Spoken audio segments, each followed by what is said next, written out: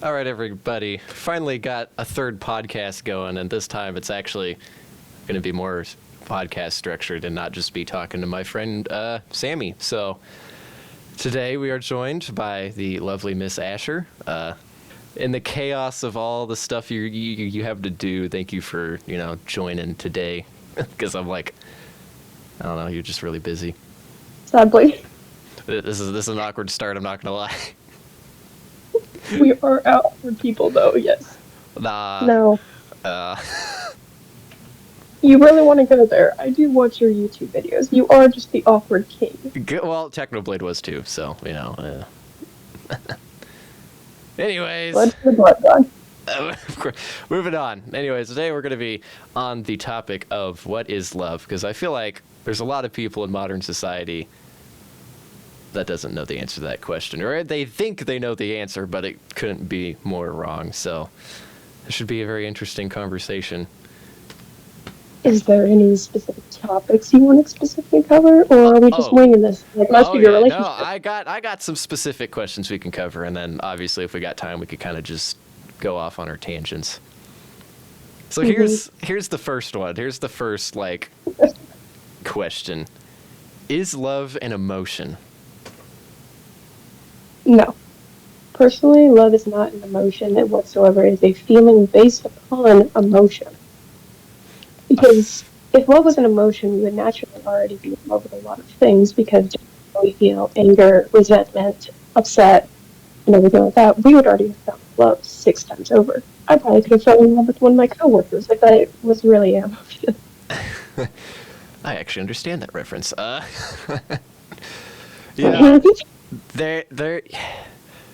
This one's an interesting one, because it's like, I think, at least from how I interpret it, is I feel like the part of love that is emotion, people kind of mistake for just affection. Because I mean, there's many different forms of love, which we will get to. But in terms of my eyes, I'm like, no, but also yes, because obviously the affection part is an emotion, but like love is like a general category. I don't think it is. But even then, the part that is emotion, like with quotation marks around it, it's kind of like a secondary emotion. Like it stems off something else. Like it'll stem off like trust, or it'll like, if you feel, the person's like sad and you kind of want to care for them, it'll stem off like your, guilt, or like it's like this weird, like it can even, love has stemmed off of anger a few times, like a little bit, like they're like, oh, I don't like this person, but then, somehow it's like, I don't know, love is so complicated. It becomes a passionate hate. Passionate hate. I mean, Def Leppard's got a great song on that. When love and hate collide. Anyways. Okay then.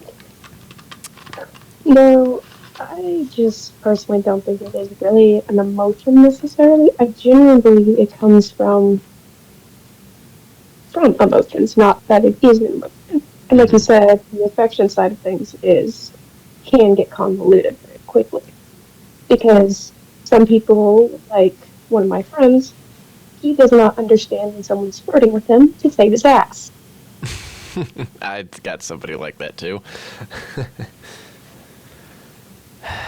But with that, it is also, you can be in love platonically. And hopefully your viewers know what platonically means, and if they don't, they shouldn't be watching this video. Yeah, I mean, we can clarify that. That will definitely become later on, but it's just interesting. Like, I kind of want, like, another part of this question is, there's a lot of people that say it is an emotion, but like, where did that kind of stem? Like, people had to have gotten the idea that love is an emotion from somewhere. And obviously there's like a lot of popular like movies and songs that I think kind of put that thought into people's heads. Well, the idea of it being emotions can get you interesting ways. Because you can be in love, you might not love the person. It's like the idea through like toxic relationships is a prime example. Is you can love somebody all you want, but sometimes that love can be bad for you. It's toxic. They are violent towards you. They're they cheat on you with your roommate. Mm-hmm. But with all of that, that does not change the fact that you didn't love them. Love cannot be changed. That means it's a difference from the emotion side of it. Because we can change our emotions, we can't necessarily change the idea of love. Yeah. Yeah, I think that's actually pretty spot on, because it's, yeah, that's why I'm like, that's why I say I'm like, if it was an emotion, it's definitely a secondary emotion, because it's going to stem off of an emotion, but it's going to be, it itself isn't an emotion. Yeah. That's why I'm like, there's this popular like theory online that's like Romeo and Juliet actually wasn't in love, and that's a whole other like can of worms to dive into. Actually, I might have to write an essay on that. But Good luck on that, because I have to do that for my philosophy. yeah, okay. So you got philosophy, I've got psychology, which is interesting because I might bring in a little bit of what we've touched in psychology, because I'm like, dude, we've just been diving in, but yeah. So that's pretty good. That's a pretty good. Yeah, I like your thoughts on the first question. The second question is, what are the different types of love? Alright. I personally have felt very many variants. Normally people think of the two platonically and romantically. Mm-hmm. But there is, I believe, at least a couple more than that, but they don't necessarily have names. In my experience with relationships and things like that, I thought I heard someone driving by. Well, with all of that, we can get into the idea of mom and dads. When you first see a newborn, at least as a woman perspective, a woman can love a child without even knowing him. That falls under what is a broad category of platonic. Mm-hmm. But even then, it can change. There's the friendship wise, which also falls under platonically. But then there's the idea of aromantic and asexual, like with the common generation. Those types of feelings can get confusing for younger generations, because we're like, what makes someone love? Because we can love our friends, but where does the change between loving them as a friend and loving them as a partner? I feel like there's many different forms of love. It's just not, we don't have a name or real like idea for them. But they're put into very broad conversations of being platonically or romantically. That, I'm glad you just brought this up, because the Greeks actually have 8 different names for like the different kinds of love. Now, normally I would try to pronounce these, but I can't speak Greece. And if I was, or Greek, Greece, listen, okay, I don't speak Greek, and I feel like if I were to try to pronounce some of these, I'd absolutely butcher it. So I'm going to kind of just cover on what it kind of is. The first one that they have is basically the passionate or sexual love, which is a category they have one of the 8. Yeah. That one, okay. That one, there's really, I mean, we could dive deeper into that one if you wanted to, but that I feel like would start to kind of get into another topic of advice, which actually I might do. There's another person. Anyways, yeah. So that's one. They had a second one, which was the like the friendship, like the deep friendship that's like based on shared interests, values, and experiences. So that'd just be like, your casual friends.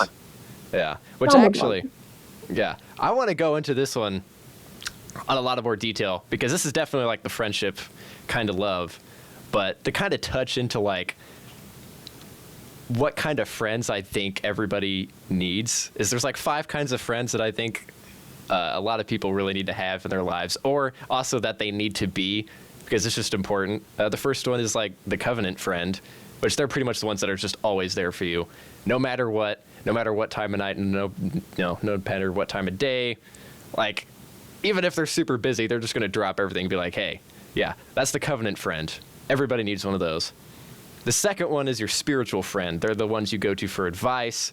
The friend you go to, like, hey, could you pray for me for this? Or, they can help you with things. That's another one people really need.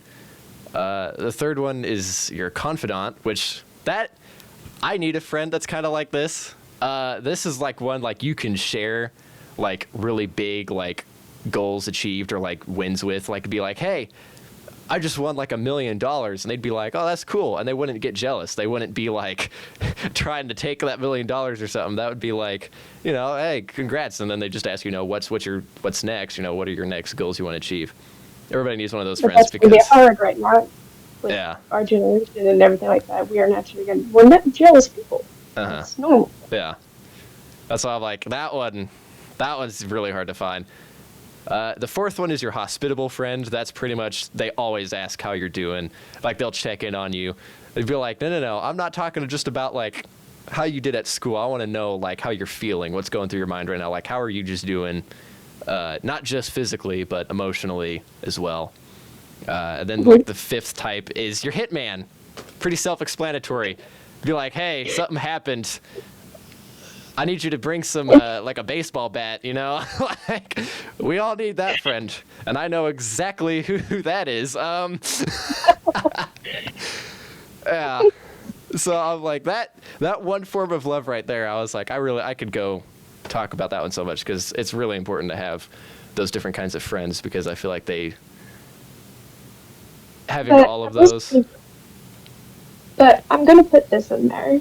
Those types of friends are all nice a little bit, but at times you need to stand on your own and have that different form of love that you didn't really cover, but that is self-love. Oh yeah, I'll get there. Right. Yeah, I'm just going in order of what the Greeks had. The third one is that playful, lighthearted love. That's pretty much like teasing, flirting, joking. Pretty self-explanatory there. I guess I just naturally have this one because, yeah, I sometimes, this one kind of gets me into trouble a little bit. Okay, this one I can pronounce. This one I can pronounce, and I know a lot of Christians know this one is agape love. This is the main one that I really want to cover for today because it is known as the selfless love. This is the type that is unconditional. It is not something you trade. This is like the main idea, sort of the one that I think everybody needs because this is the one I know society is missing a lot of, is this one right here. And then the one after that is pretty much, it's just like that mature, enduring, and like dependable, kind of like you can depend on somebody between partners. It's more than just friendship. It's more like, hey, I can depend on you for this. It's like a spirit. Yeah, pretty much. And then they also have 3 more. I swear there's 3 more, and that's it. But they have self-love, which is the one you wanted to talk about, based on the idea that you can love yourself, that you need to love yourself before you can love others, which is one I think we could also go into a little further discussing with, because this is one that a lot of people kind of overlook, including myself. I'm not going to lie, I've kind of overlooked this one a lot. Sorry, hang on, zombies. Zombies, yeah. Like this fucking exes that just thrive off your love, and it's just addicting to them. Off narcissism. Yeah. This one, like, self-love is super important, especially for people, may or may not be me right now, that's kind of like, I'm tired of being single, but honestly, that mentality... Being single is not bad. Exactly, yeah. That's coming from somebody who thrived off of men for, fuck, how long? 7 years? Yeah. Who sought out sexual attention, sexual intercourse quite a bit. And I don't want to get, like, completely banned off YouTube, so I'm being very discreet about that. But you can love yourself better than most men can. And I'm going to say that for the women who think that they need a man in their life. No, yeah. And no. Men suck. No offense to you, Carl. Yeah. Like, I'll cover this too, because there's a movie I watched recently that I'm definitely bringing into this. But yeah, self-love is really important because, you know, everybody wants to find the one. But newsflash, you are the one. Yourself is the one. You're going out looking for the one, but it's like, in reality, you are the one that's needing to be loved, because if you're unhappy, a relationship is not going to fix that. All a relationship will do is expose the fact that you're unhappy, and that's going to lead to a lot of problems. Prince EA covered that topic perfectly in one of his videos, and I was like, I needed to use some of those quotes. Because I think if you cannot love yourself, you should not be seeking out a relationship. If you're not able to... If you're not stable in your own self and confident in your own self, it's not smart for you as a human being to sought after those individuals, because you're only going to harm them. It's like getting a pet and not being able to feed them. Yeah. Ironic that at work I get to donate. We're doing an adoption center thing. So. And it's like, we're not saying that you need to be like absolutely perfect before you get in a relationship, because nobody is. But like. No, not at all. It's simply that level of respect to not only the person that you're trying to be with, but to yourself, because if you go for an emotionally unstable or mentally unstable individual, and I'm not meaning like the crazy kind where they chase you down with a car, that's unstable. Yep. But I'm saying this because in actuality, we all have baggage. And yes, some people can help you get through that and become the person you need. But there's a point where you need to look at yourself and question, I want to love them better, or I want to love myself better. Because if you can't look in the mirror and love what you see, maybe you need to look at yourself and wonder, maybe the relationship isn't for me right now. Of course, I'm not saying that because you don't deserve love. No. In order to love yourself, sometimes you have to be alone with your thoughts to be able to love. No. I don't know exactly how to put it into words, but... Yeah, well, no, I get what you're saying. But, yeah, self-love, this one, extremely important. There's only 2 more left, at least for what the Greeks had. Obviously, all of these sections have little individual branches, which we'll go into more detail with if we have the time. But the second to the last one is family love. So, this is basically just loyalty, respect for, like, your family. And this one, I'm not going to lie, in my younger years, I kind of took this one for granted. But funnily enough, the closer I got to college, the more I really was like, I need to appreciate this one, because this is one of the most important and one of the strongest forms of love out there. And honestly, your parents aren't going to be around forever. So this is like one that you really need to like cherish. And unfortunately, there's a lot of people that didn't realize this until it was too late. This one is like extremely important because it's like your family is the most important thing, because they're going to be they're supposed to be like super supportive. Like, this is somebody that you're always going to be able to have that like emotional backing, or just somebody to lean on every now and then. Like, your parents give you advice, teach you important lessons. These are people that are supposed to pretty much help you, not make you, but help you grow to who you're supposed to be. And this one is extremely important. And then the last one is, this one is called mania, but I think in Greek it might be pronounced slightly different. But this one, I'm not even gonna lie, this one's basically just like having a crush on someone. This is like that obsessive love that like, you're just obsessed with the person. Yeah, this one, there's a reason. Yeah. I'm like, this one, honestly, of all the loves, I think this one can become the most unhealthy. This one you need to be careful of. I'm not gonna lie, I've kind of fallen onto this one. You bet. You can testify to that. Yeah, this one is one you definitely need to look out for.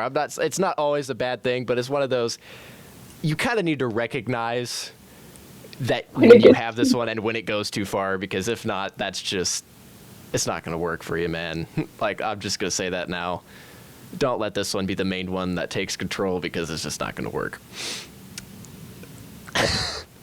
Like, that was just, man, just know. That's all you got to really know. I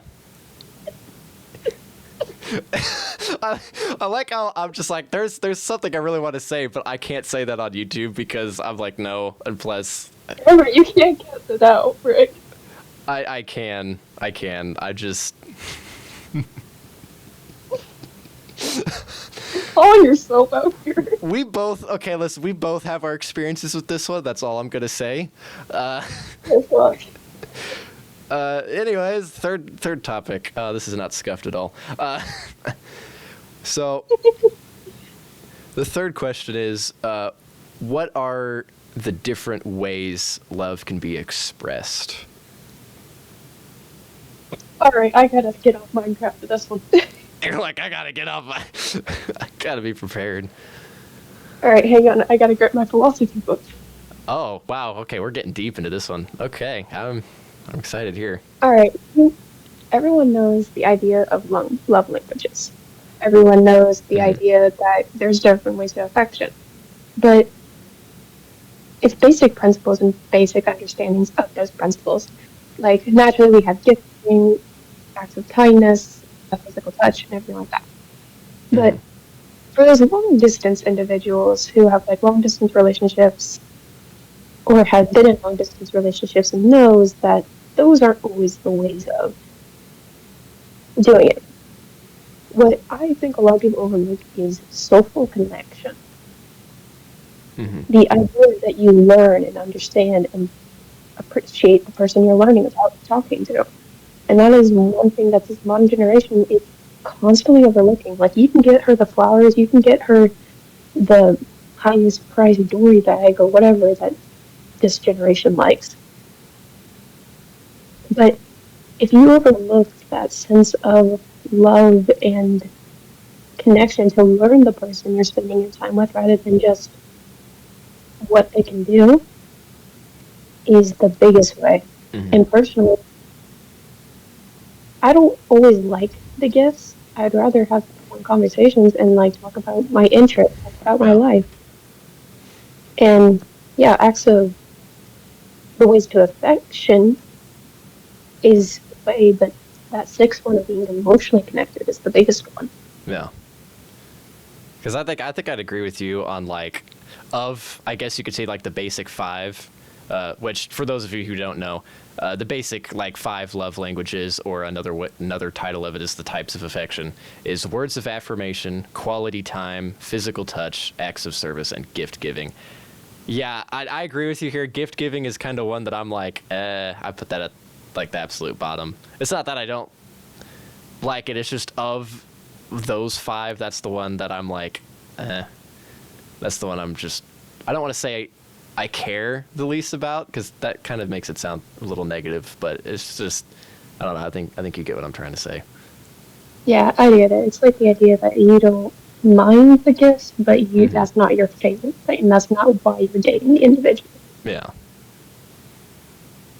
Which, don't worry, we are going to get into dating and relationships. That may or may not be in a few questions. Oh god, that's bad.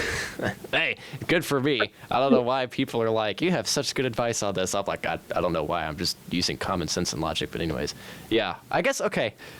If you were to rank, I know we've talked about this before like a year and a half ago, but I've kind of changed my order a little bit. If you were to like rank them of like the love languages, what order would they come from, like the bottom one to the top most important for you?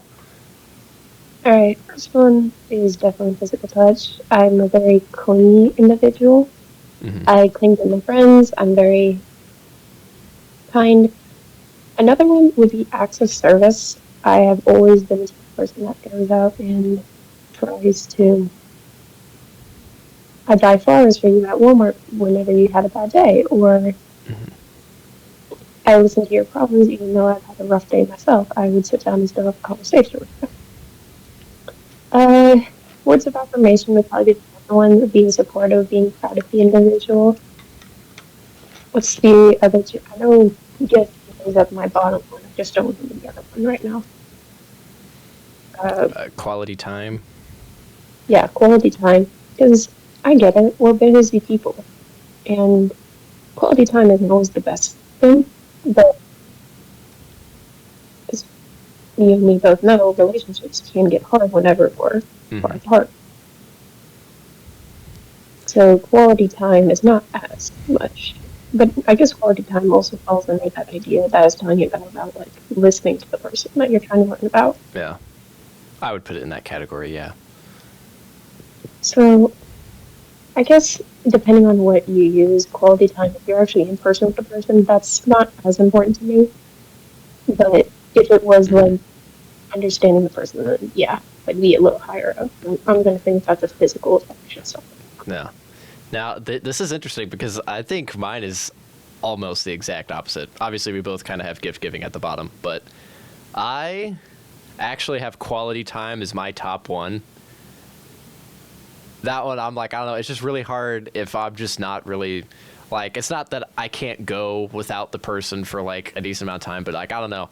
I just find my most, like, the times I've been the most connected with somebody was just simply just being there, talking to them, whether it's on the phone or in person. Quality time, I'd say, is my top one. I would actually put physical touch as the second one. Although I will have an argument for words of affirmation. Alright. Most of the time, words of affirmation I'd put at number 3. But if I am just really going through a rough time, words of affirmation is the one that I need the most at that time. Mm-hmm. So depending on the time, words of affirmation would go to the top because I just need it the most. But in terms of like how I outwardly convey, I would put words of affirmation in the third. And then acts of service is the fourth one, and then gift giving at the bottom. That's how I'd rank it. Mm-hmm.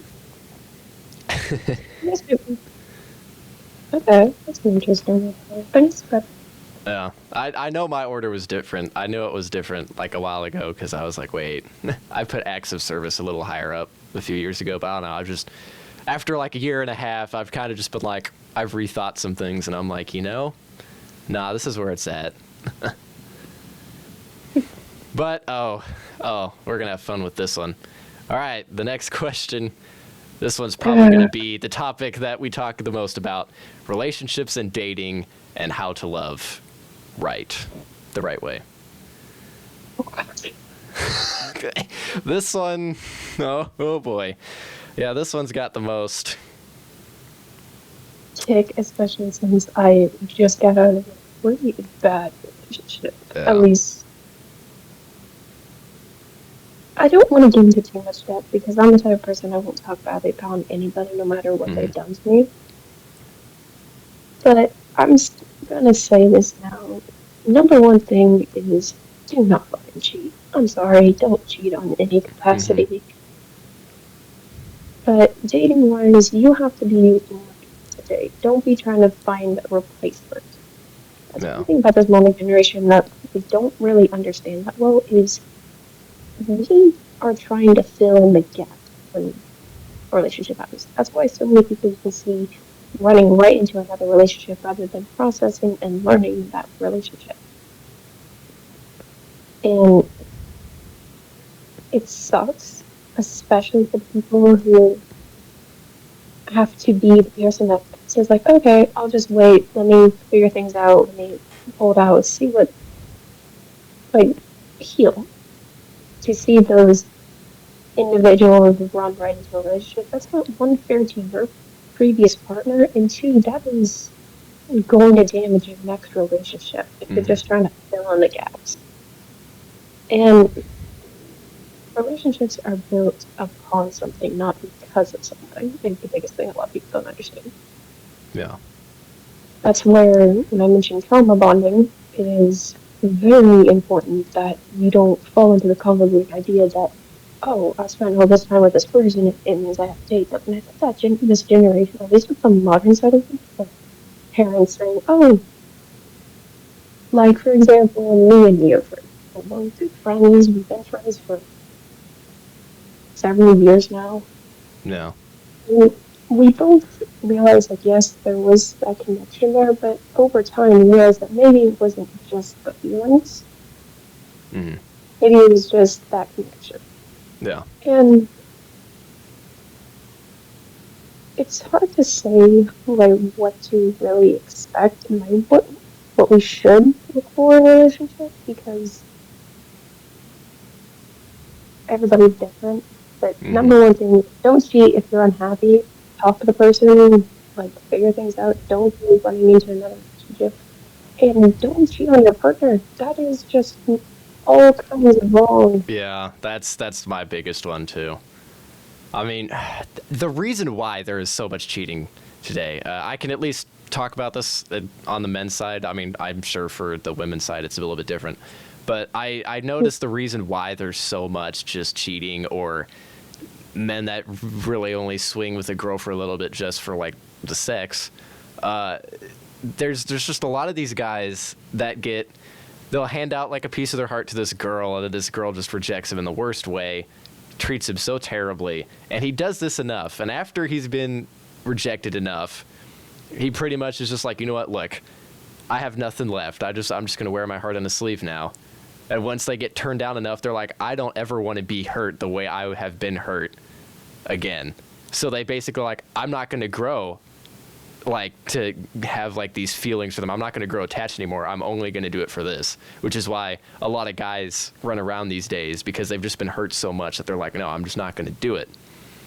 And then on the flip side, from what I've observed, at least in like the college area I'm at, I've definitely noticed that because of how a lot of guys have been doing that, there's starting to be some girls that are just kind of like, okay, well, what's the point? They're like, I don't want to be, as the quote from the movie What Love Is would say it. He's like, most women would think that monogamy is a type of wood. He's like, they just go around, they'll be with this one guy, and then they're like, oh, and then they'll go to another one, the next one that looks better, that looks hotter or whatever, and they just go the one that's richer next, and they just keep climbing up that chain. And it's like, well, for that, there is a solution there. You teach them. You teach them how to just be like, hey, one person is all you need. Yeah, just one person. That's why I'm like, there's so many guys that are like, well, if they're going to act this way, she's just stupid. I'm just going to leave her in the dumps. And I'm like, no. I love the old-fashioned generation, because people back then were raised that if something was broke, you didn't throw it away. You fixed it. Yeah. That's why I'm like, no, you got to teach them. At least that's on the guy's side. I'm sure this is very different for the girl's side, or there's just a lot of missing on the girl's side of this. But well, from the girl's side, I'm not going to hide my dirty little secret. I cheated on somebody one time. Fucking disgusted the shit out of me. But it was because I was in a long-distance relationship, and I was unhappy because I couldn't go and see them. And I'm not saying my actions are right, but there is sometimes women fall for the idea that I'm lonely and I need to find company. That's what sucks, because we're not trying to hurt you unless you're that cold-hearted son that doesn't treat like and then have feelings and all that. Mm-hmm. There's a mental side of things too, so we need to look at the idea that maybe not every relationship and every time we cheat isn't because it's the sex, or it's the this or that. Maybe it's because someone's lacking in that, and we're finding it in someone else. Yeah. And that's the idea of, I don't know if you'll cover this, but open relationships. Mm. Open relationships fall into that. At least if it's communication. Oh my god, I'm not stressing communication enough. Yeah. Communication is huge. It is. I'm not saying that being communication will always save your relationship. I will say, because of communication, some of the ones I've been in have lasted as long as they did because of communication. And then the few times that I failed, it was because of lack of communication and understanding. Mm-hmm. Come from both. So, whenever you're considering cheating or anything like that, maybe look and see what you can do to avoid having to cheat, because for someone who just got cheated on in their previous relationship by their roommate, sorry, it's not right to the person that you're with. No matter if it's emotional texting. I can't remember what quote, but it was said by our now President Donald Trump that said something about, I wish I could remember it, but it's saying that talking to another woman is cheating. Giving another woman attention, or giving a woman another chance of like thinking like, oh, maybe that's cheating. I think this generation is falling into the idea that the cheating is sex. Yeah. Now, it is so much bigger than just sex, because it's the idea of soul ties. Mm-hmm. And for anyone that doesn't really know what a soul tie is whenever you sleep with somebody, your soul becomes tethered to that individual. Mm-hmm. And it's quite hard to explain it, but for someone who's slept around and done it, you're naturally going to be connected to that person in some way, unless, like myself, you lose that connection and feeling of connection because of sex. Because in this generation, coming from a generation that does that, it sucks. Yeah. It's the best way I can say it. It just sucks. Yeah, and that's why I'm like, when it comes to that sexual side of a relationship, that is kind of a very risky thing to divvy into. Experience would say, I'm like, I feel like that is one of the easiest things to dip into where it's no longer love, it's just possession. Because possession sees the body, but love sees the soul. And that's Sure. like one of the really important things, because I'm like, dude, when you love somebody, you gotta obviously love in the right way. And if you're gonna tap into the emotional side, obviously the emotions are great as well.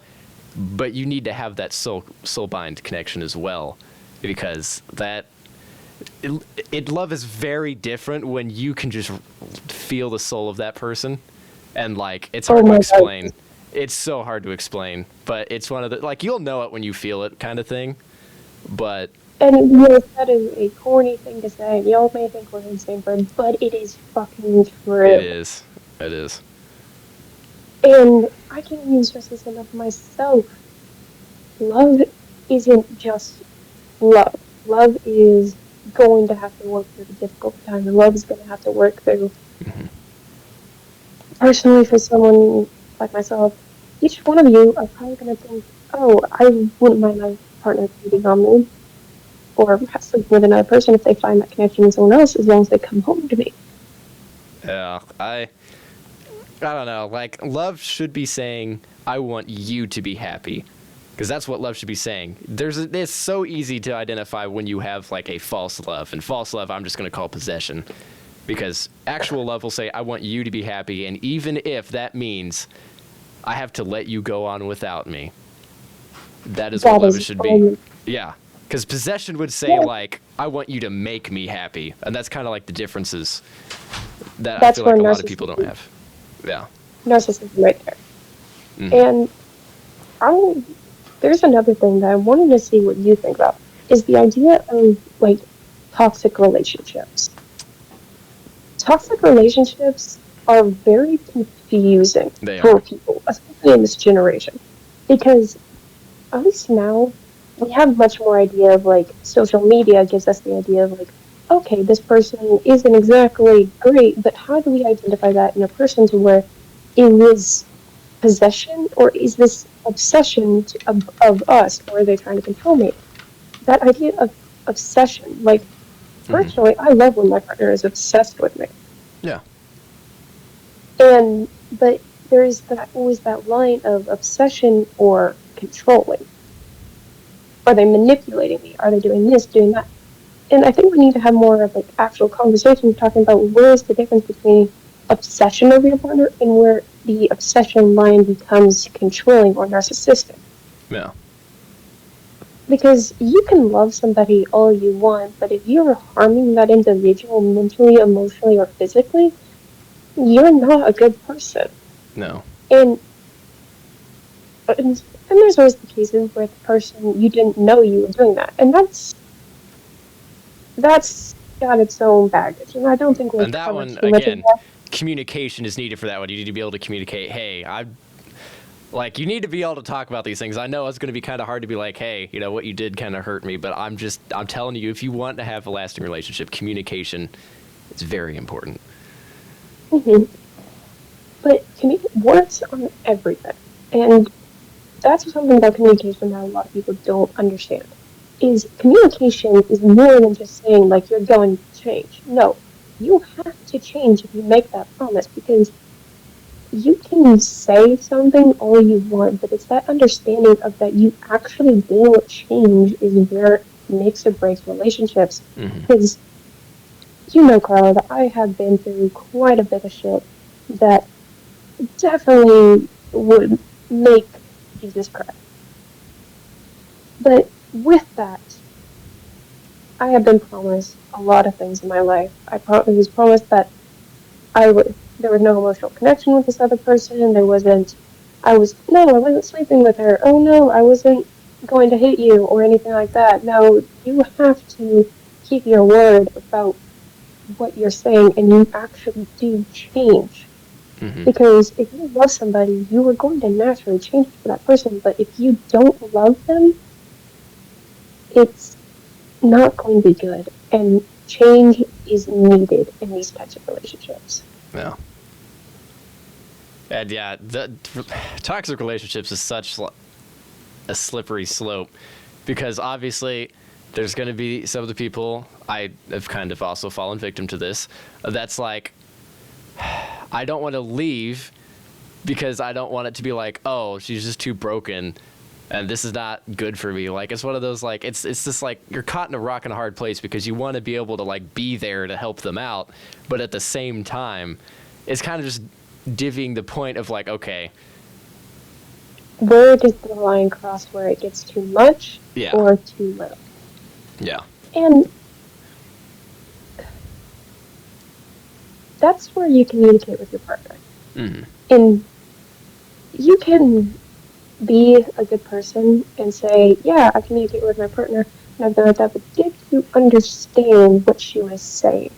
And I think there was this gentleman on TikTok, I believe, that said it best. He said that communication and active listening are two very important things. Like, you can talk to your face blue, but you need to listen, receive, and understand your partner more than just face value. Trust me, if you're old-fashioned and you have some chivalry, trust me, girls appreciate it when you just listen. And I know, like, as a guy, we naturally are just like, we want to fix something. So as soon as somebody goes to us with a problem, you could be like, well, why don't you just do it this way? Unless they specifically ask you, hey, what's your thoughts on this? Or what do you think I should do? Just listen, because that's all they need sometimes. And you can attest to that. You can attest to that. Yes, and I'm gonna say this loud and clear for everyone. Listening is more important than giving answers. Because we already know what we need to do. And I'm glad that you got me, the person and female, to give you this. Because men, I'm not gonna say this in the most sexist way, men, you guys are dense at some cases. You guys are a little hard-headed. Yeah. And I get you guys are trying to do your best and be like, oh no, I want my partner to be happy. You're like, yes, make your partner happy. And sometimes making your partner happy may be just sitting there listening to about her workday. Yeah, there's something. Driving home from Pizza Hut and yelling at the worker. That's why I'm like, I have a bit of a saying. This one is a little more of a controversial one, because people are like, but I'm like, a relationship is good when you can literally just have fun, just simply hang around with them. Like, you can actually be friends with the person you are in a relationship with. I'm like, if you can be friends with them, that's a great sign. Yes, and that is hugely important, because it's like marrying your best friend trope. That is the most fun, loving relationship you can possibly ever have. Because dating your best friend is way more important than anything, because there's a reason why they were your friend in life. And I just can't stress enough. It is so much fun having your best friend as your partner. Yeah. Hell, even in the sexual aspect, it is fun, because I know, Jeff. So I don't want to know this, but my mom thankfully told me this against my will. My dad had gotten a little rough with my mom, and she banged her head against the headboard. I did not want to know this whatsoever, but they were laughing the entire time. Yeah. Yeah. Yeah, I did not want to know that. Like that's TMI. I love you, Mom, but no. No. Yeah. I love you, but no. I didn't even know that about my dad. That's why I'm like, man. Now, okay, another thing. I don't have an issue with this, and some of the other people I've dated would be able to attest to what I'm about to say. I don't have an issue when I get into a relationship to have the awkward conversation of like, okay, what are your boundaries when it comes to like sex or just Oh my basic god, things? I gotta sit up. You're like, I gotta sit up. You're like, I gotta sit up. You gotta talk. You need to have boundaries set because just trust me, it's so much better to have them pre-drawn out than to have that awkward, oh, I don't like this, like mid, like, trust me. It's gonna save you so much struggle. So much headache. Yeah. That comes from the woman's side over here, too. My beloved friend Cutter and I have some interesting topics that I probably shouldn't say on YouTube. But coming from a woman perspective is, yes, certain women will find it as a turnoff. Like, even as for, I'm going to say this, being a virgin can make or break you. If you're like the type of virgin that you were closeted the entire time, yes, have these conversations. But if you're the generation where sex has been apparent for longer than you've been alive, you're gonna probably understand this better. Mm-hmm. And so, I don't know how to really say this without like getting really in depth. Sexual life is a connection between the body and soul. Yeah. Not body and body. Because I feel like every woman can stand by this is having that we're all insecure about our body in our own way. I'm personally insecure about how I'm skinny. Or the next Same girl here. be insecure about what her nose looks like, or how big her chest is, or how her thighs touch, or that she's got this like lump on her throat, or something like that. We all are insecure because of the modern day beauty standard. Mm-hmm. And I want to ask you this. Can love be more than just looks? Or can love be, like, how do I say this? Does love based off of your looks? Or does love... That, I'm so glad you brought that up because I didn't even think of this. This one I really want to say no, but at the same time, I have that part of me that's like, well, here's the thing.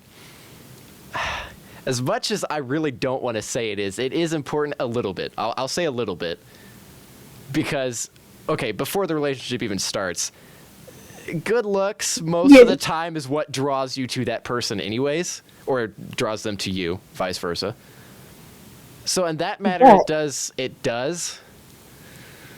All right. I want to say it doesn't because I'm like, because I'm the type of person, I value personality over everything else.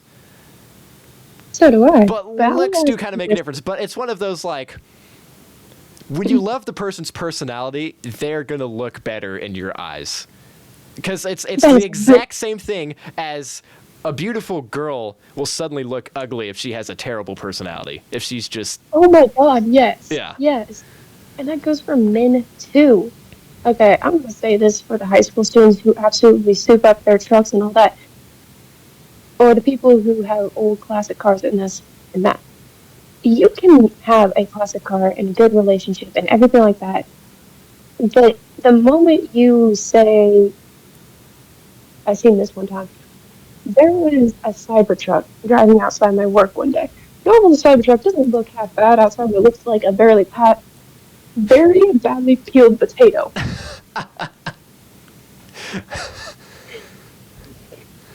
We get along them at my work.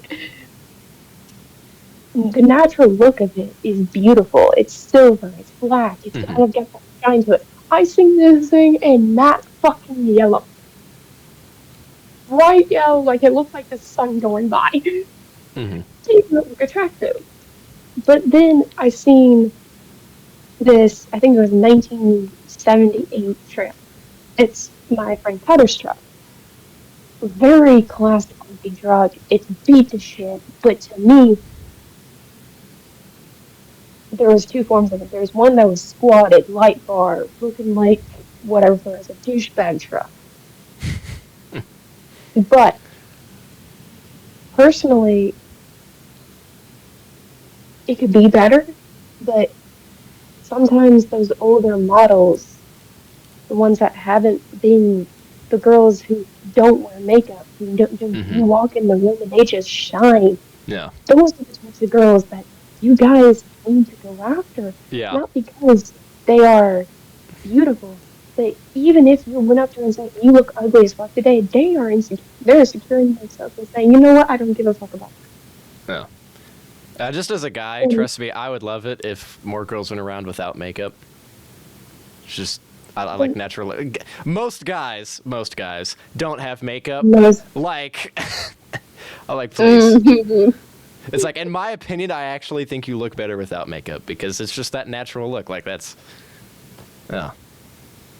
yeah, it's the natural, because in the 1980s or the 1880s, because I'm reading that about my history class, they even wore makeup back then, but that was a normal.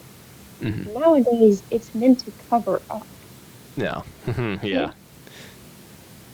And the skinny skirts, like, all for the girls, like, I love the girls when they're, like, wearing those Sabaton hoodies, wearing freaking, I know Joke have a Poppy Playtime shirt.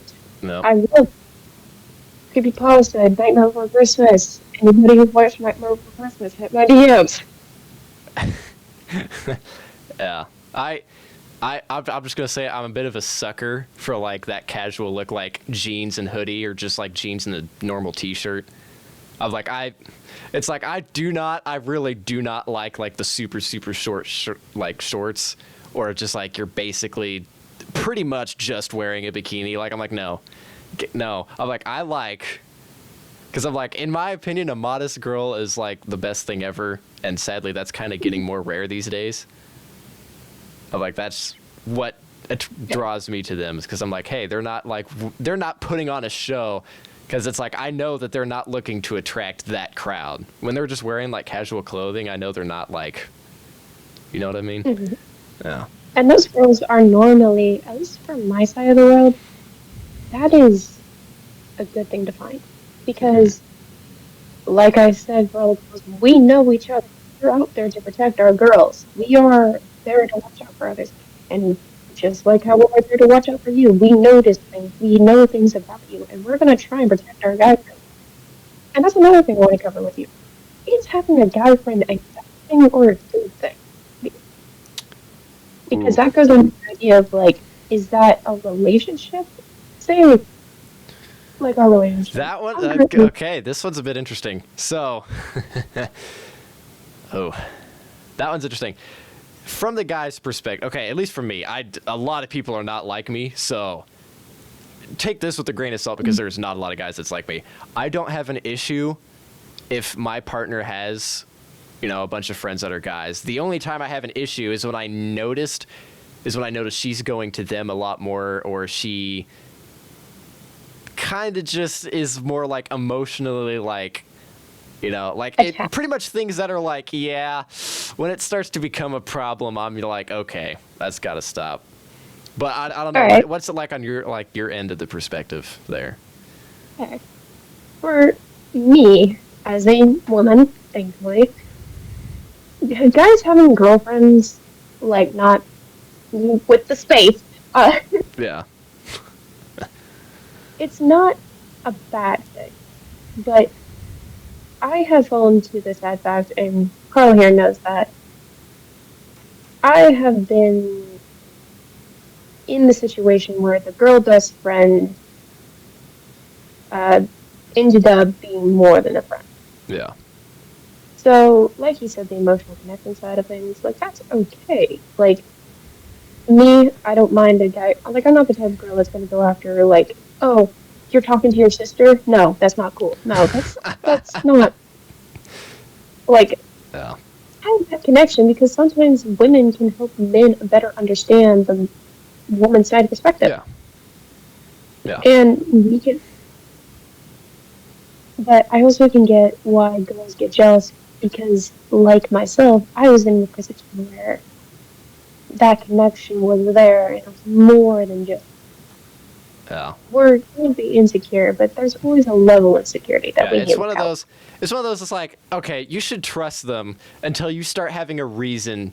Like, if like you kind of just Not got to to be like, not be like overly like, oh, I got to see exactly what you're saying. Just be kind of like, trust them. But if you really think that there is something more going on, maybe look into it a little more to see exactly how deep it is. I don't think it's a problem until it becomes a problem. Like, that's just what I think. Yeah, that is because probably fair. we all know the memes of like you versus the guy she tells you not to worry about, and it's like it's like we all know those memes, but yeah, it's not a problem until it's a problem. And that's very true. Like, that is very much understandable. I personally have only experienced one case where the girl best friend became too much. And I kind of knew about it. Like, guys, we're not dumb. We know it. We know when you cheat on us. If we're not completely stupid and we're not naive, we're most of the time like settle. And Hmm. we aren't.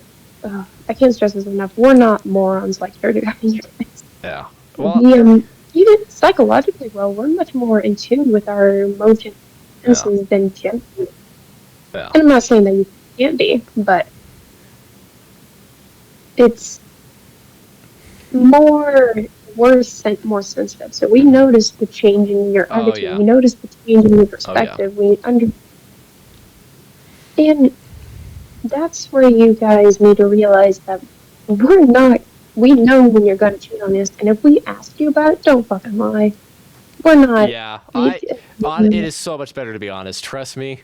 But like another thing that I just thought about when it comes to like the multiple friends, another reason I don't worry about it too much is because I don't drink. So if I'm hanging out with a bunch of friends that are girls, I don't have to worry about getting drunk and doing something stupid with them, and then having to be like, uh-oh. Like I don't yeah, have that problem. I mean, a lot of people drink yeah. in modern society, but at least for me, that's another thing I don't got to worry about.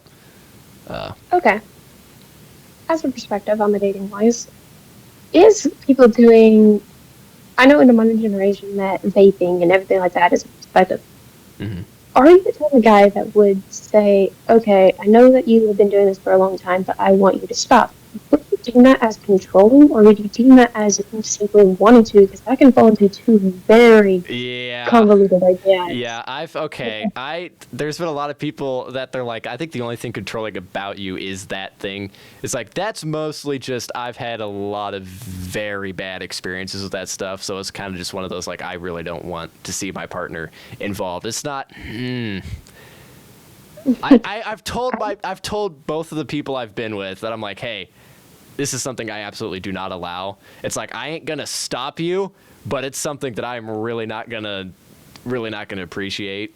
So it's kind of one of those like, I'm not controlling, but it's kind of one of those like, when I say that, it's kind of one of those emotional, like every time she does it, she's gonna think about like what I said, and that's probably gonna be like, eh. So I'm like, it is a little toxic, but it's one of those like, I mean, it is a good thing, but like the way I go about it is a bit toxic, so I probably need to like change my, I want to say like attitude about it. Yeah, but yeah, that's me. That's one of my issues. That's also a good thing. I don't know. It's like this weird gray area. Like, I'm gonna say this: a guy genuinely caring about you is not a red flag. There, you need to do. That's where we brought up the idea of self-reflection and seeing if the relationship like was self-love. I, for example, have met several people who vape, smoke, who have done a lot of bad things, but I've also pushed myself away from that, and I'm in a way for myself, personally, find the people who are going to support you out of that addiction if you want to quit. Mm-hmm. The biggest thing is the want to quit, not Yeah. actually doing that. Yeah. Because forcing someone to quit an addiction that they don't want to quit is not going to end well. Because they're going to see no problem in it. But the moment they see a problem in it, jump on that boat. Try your best to help them through it and be supportive through their actions and be that hard voice in their head because they're going to want to dip into that again, but be that person where they're like, I don't want to make them feel bad. Mm-hmm. Yeah. And it gets, I don't know exactly how it is for the male side. What are your guys' ideas when it comes to a woman saying, hey, I don't like you being around this guy because, say, he cheated on his girlfriend? Do you find a problem with that as the idea is like, oh, he cheated, but I'm not going to cheat? Do you believe in the surroundings idea of men? Ooh, again, I'm very different from a lot of people, but that one is one of those like, ooh. I'm going It's to be very asking situational. a question. It's very situational. Because it's one of those, like, I'm 100% going to take it into consideration. I'm not one of the ones that are just going to ignore it. I'm definitely going to think about it. And it's just kind of like, whatever the context is, or depending on the situation, is whether or not I'll follow up with that or not. But I definitely think, like, I'll hear the other side. Again, this kind of got me into trouble because I'm willing to listen to both sides. Yeah. Mm-hmm. And I'm like, I just listen. That's just how I've been raised. That's just how my brain thinks. But it's like, I'll take into consideration. Yeah. Mm-hmm. And that's a good thing to do, especially from this perspective of a woman. I always used to be the type where I didn't want my partner to listen to both sides. But there's always that case, and there's this TikTok, and I know with this generation, with the TikTok ban and everything like that, it's very important to realize that TikTok isn't always that bad, but that's a different topic at hand. Yeah. That's actually a whole other podcast topic. Like, Okay, I'm good with my topics. yeah. But there's always the idea of if your girlfriend's bitching to you about her day, and we're just gonna call her Emily. Just has been on her nerves all day, everything like that. Sometimes just being like, yeah, she's not in her right whatsoever, no messes with my baby, or anything like that. Sometimes you just gotta be mindlessly supportive, even if Mm-hmm. you never met this individual or anything like that. There is a balance to it. You don't want to side completely on one side, but maybe give the advice of like, hey, think from this perspective. Because as women, sometimes we're very hot-headed, and all girls, I know you might say in the comments, like, I'm not that way. Nah, girl, that road rage incident was not. Yeah. That wasn't all your fault. That was all your fault. That grandma was just trying to get home from work. You're Shut gonna up. have to advertise this podcast to like the people on your TikTok, like put out like a thing, because this is actually this is something a lot of people need to hear. Like, it's not that we're always in the wrong, but girls, just like how your husband or boyfriend or the guy you're interested in gets on your nerves, think about every time that you've gotten on people's nerves. Because, honey, I'm going to be honest with you, we're not perfect. We may think we're right 90% of the time, and we might think just maybe that, oh, he's cheating on me. No. Not every guy is going to cheat on you, and not every guy is going to be like the last. If you go after the same type of guy, then yes, that is, you can date 16 different people, but it could be just the same person. And that's where I want to can't stress it enough. Honey, you gotta look at yourself sometimes. If you're getting cheated on every single relationship, maybe it's the caliber of guys you're dating. And that goes for the gentleman too. If you're finding the same girl over and over and over again, like it keeps happening to you, you keep being cheated on, she's talking to your best friend or something like that. Maybe, just maybe, it's the type of people you are with or being surrounded with. Yeah. And then, yeah. This generation needs to genuinely look at itself and see maybe it isn't just me. Because no relationship is perfect. There is no perfect relationship. Not in the chance in a million years that there is going to be a perfect relationship. And the ones you see on TikTok and everything like that, fabricated at times. No, They still get into fights. They they don't. still have issues with their family. They don't It is, show the behind the scenes behind it all. Yeah. yeah, there's no perfect relationship. But the most long lasting relationships, at least from my perspective, is the ones that get into fights and still come out alive and stronger. Mm-hmm. Because I can't say this enough, and I genuinely say this. The harder you fight for a relationship, the longer it might last. Because you don't want to give up on relationships that are priceless. But I also say this, sometimes you have to love yourself more than you love the person that you're with. And Mm-hmm. if they get to the point where it's almost disrespectful to you or your family, maybe it wasn't right. You have to fight for what you love. And love can be a sport. I used to be an athlete for 6 years straight. I loved the sport. I genuinely couldn't see my life without that sport. But then it got to the point where I destroyed my shoulder for that. And I got harassed. I got hurt because nobody else was that passionate. And sometimes in love, everybody else might doubt it. Like nobody else believes that, oh, they're just lovesick teenagers. They're lovesick honeymoon people. No, not everyone's going to understand your dream, your goals with that person.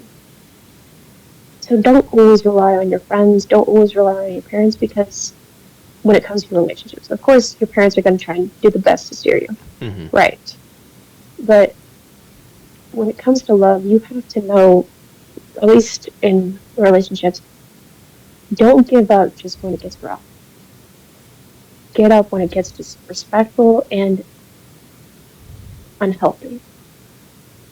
Yeah. And there is so much to relationships that I think we've lost over time. And I know in the past, like in the Bible, I don't know if you're even allowed to put this on him, but I can't remember, but Rachel and this other dude, do you remember the name of the other guy? I don't remember off the top of my head. It was Rachel and this guy, can't remember. But he worked for 7 years to marry Rachel. And the father of Rachel set him up with the younger sister, pretty much lying to this gentleman to get more work out of him. And for another 7 years, he worked for that farmer just to get his beloved. So sometimes, even when life stacks things against you, it doesn't mean that it isn't right for you. Mm-hmm. Maybe it is more you need to work for it because working for something is more important than having something. Because and we can buy the new phone. Like you can go and buy the newest phone, the newest car, and everything like that with daddy's money or your mom's card or whatever. But the moment you start working for something, you begin to cherish that more and more and more. Because I worked my butt off for this. There's no doubt that I'm not going to let this be disrespected. And that's why our parents lasted as long as they did. Because they worked for their love. They worked for what they wanted. And hopefully, I hope in this generation, we actually still have those parents. And we'll find those parents in the next Mm-hmm. generation with us. But sadly, with the divorce rates of Gen X and Gen Z getting more higher, I Yeah. guess, Getting higher. it's getting more and more confusing for at least the generation coming up. Like, they gave up. Why the heck should I even try? Like, no. Try as hard as you want. I at least developed the idea that I didn't want loved anymore. Like, I hated the idea of falling in love again. Because Carl knows this, I was destroyed when I got cheated on. It's one of the worst feelings. So, sometimes, even when it seems hopeless, you still need to try. That's another question. Can someone truly fall out of love?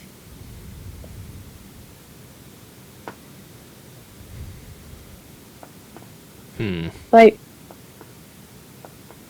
can you truly fall out of love with someone? I might need an example for this one because I'm gonna need an example for this one. Right. Say, let's put this in perspective. You're with this really great girl, but she's just mentally draining. I'm going to give you a couple examples to see which way you think. So you have this girl who's mentally draining you, like you love her to death, but you need to leave. So you leave. Then you come back and you see that she's with somebody who makes her happier, who makes her everything like that. Do you still love her the way you love her, or do you change the way you love her, or do you just stop loving her in general? I don't just stop loving people. Like, that's one of those, like, no. Because that's why, like, this segues into another thing. That's why I'm like, I am very careful with who I say I love you to, because I'm like, I will not say it unless I mean it. Because it's one of those, once I do love somebody, I am not going to stop. And yeah, it can change. There may be just new things I discover that I'm like, oh, that's great. It can definitely change because, again, there's like 8 different forms of love. But it's one of those, I'll always, it's a bit of both, but it's also kind of situational. Like, it really kind of just depends. But I guess in that situation, it would be on what she's like. Like, if she's actually, like, if I've noticed she's actually very different. Because if she is different, then I'm going to be like, oh, that's interesting. And then there's just going to be new things that I would grow to love. Even though at that point I know, hey, I ain't going to get with her because she's just somebody else. I'm still going to love her on the sidelines, and I won't even really, I'll try to kind of keep my distance to not, like, tell her because I don't want to create conflict. It would just be one of those, like, yeah, I'd 100% still love them. All right, next scenario. Say you're in a 4-year-long relationship with this girl, and you find out she cheats on you. So, do you still love her, or do you start to resent her or hate her? Hate's a You've strong been with her word. and you okay, intensely dislike, like you're not going to wish harm upon her, but you still love her. That's an even better one. That one is more like, that one's really going to decide on how that conversation goes. Because if I find out, you best know I'm bringing it up. But I'm not going to bring it up very aggressively. I'll just try to see if they're honest or just kind of how they react. It really is going to depend on how they react. If they react in a very negative way and then they pretty much cut it off there, yeah, it's not going to be looking good for you, at least on my end. But it depends on the reaction. It really does. Because I'm also the same with, like, I'll definitely judge a relationship by how it ends. Like, I'll see how valuable a relationship is by how it ended, because that'll tell you so much information. It'll tell you, you'll know if a relationship is good or not by the way it ends, trust me. If it ends, I mean, there's really no, like, it ended greatly, because that's just really never going to happen. Every time one ends, it's a bit rough. But it's kind of like how you both move forward after that. Are you still able to at least hold a conversation? Or are you able to just be casual friends? Or can you just absolutely not stand each other anymore and you just kind of go your separate ways? But I guess to segue back into the main point, it would depend on how she reacted. I'm also, like, a big advocate for, I'll give you a second chance, but if you ruin that second chance, it ain't happening. I'm cutting you off there, so. Which, from a girl's perspective, that's a really good idea, I guess, because that is, I can't tolerate cheating personally, and nobody should tolerate cheating. Hmm. But if it's okay, that we're gonna get away from that because I thought of 8 million other things that could go under cheating. But yes, and then the final one, death. Oh god. You can you death of a loved one, death of a say, for example, I had a story told me about a gentleman who was going to go see his girlfriend. Well, there was two, but I'll tell this one. And he was still at the age of 18 in college. The girl, I don't know her side of the story, but it screwed her. Another one was a senior helper where our senior classman came down to help with the younger class. And this gentleman, sadly a neighbor of mine, committed suicide. And the girlfriend was heartbroken. She was distraught. She showed the funeral. She didn't move on for another like 6 or 7 years. Do you stop loving them when you start to love someone else? Or do you constantly still love them? Say like your wife passed away from cancer, or Hmm. your child died in a car crash. Do you stop loving them when you find somebody else? I know a child doesn't fit into that, but No. if you're fucked up. No. But that understanding, does that change how you love them, or does that change, like, will you ever stop loving them? At least with me, again, I ain't gonna stop. It's just, oh, that's a hard one. I'm not gonna lie, that's a hard one. No, That's why you brought me on today. it's definitely, if that does happen, you absolutely need to. I mean, I know I know there's a lot of people that have a hard time asking for help, but whenever that happens, just talk to the people that you're close to, because that is definitely like something like that, man, especially if it's a long-term one. Yeah, you're not gonna handle that alone, and if you do have to handle it alone, it's not gonna go well. I mean, I'm not saying you couldn't get over it, but it's definitely gonna be a very rough journey. But no, I wouldn't stop loving them. It's kind of like I could love somebody else. It's just kind of like, man, this is probably going to paint me in a weird way, but I'm like, if it was somebody that was like, it was like a long-lasting relationship, it was genuine. It's one of those like, yeah, I'm not going to stop loving them, but at that point, I know what qualities I'm kind of looking for if I do, because I know a lot of people aren't going to look for another one after that. But it's like, if you did try to look for somebody else, it's kind of one of those like, I would try to kind of be like, okay, what worked in that relationship, what didn't. It's weird that I would kind of use that as like a guideline. I don't know, I feel like I'm painting myself in like a weird light, but yeah, it's definitely not going to be easy. It would be one of those, I definitely would not be looking for somebody for at least a few years, but I don't know. Here's another question. Does time change the way you love someone, or how you, like, can you love somebody in a month, or does it take longer for someone to fall in love? Do you think this younger generation that falls in love in a month or a week wrong, or does it mean that they were able to connect faster? Well, that's a good one. With the method I try to use, I definitely try to get to know the person. Well, okay, I'm just going to say this now. The entire point of dating isn't to be like, oh, it's the official start of the relationship. No, the entire point of dating is to get to know somebody and see, like, you know, if you're going to be able to connect with that person or not. So I definitely do that unofficially. Like, that's why I'm like, oh, I'll be quote-unquote friends with them at first, try to get to know them. But in terms of how long I think that would depend on, like, the different kinds of love would be used in that example. Obviously, if it's like a romantic type, obviously that's going to be like the main versions of love. But I think it kind of determines like the kind of loves that stick out the most when you're with that person. Because I mean, if it takes you a whole year to love somebody and you're in a relationship, I feel like, I don't know. That's just interesting.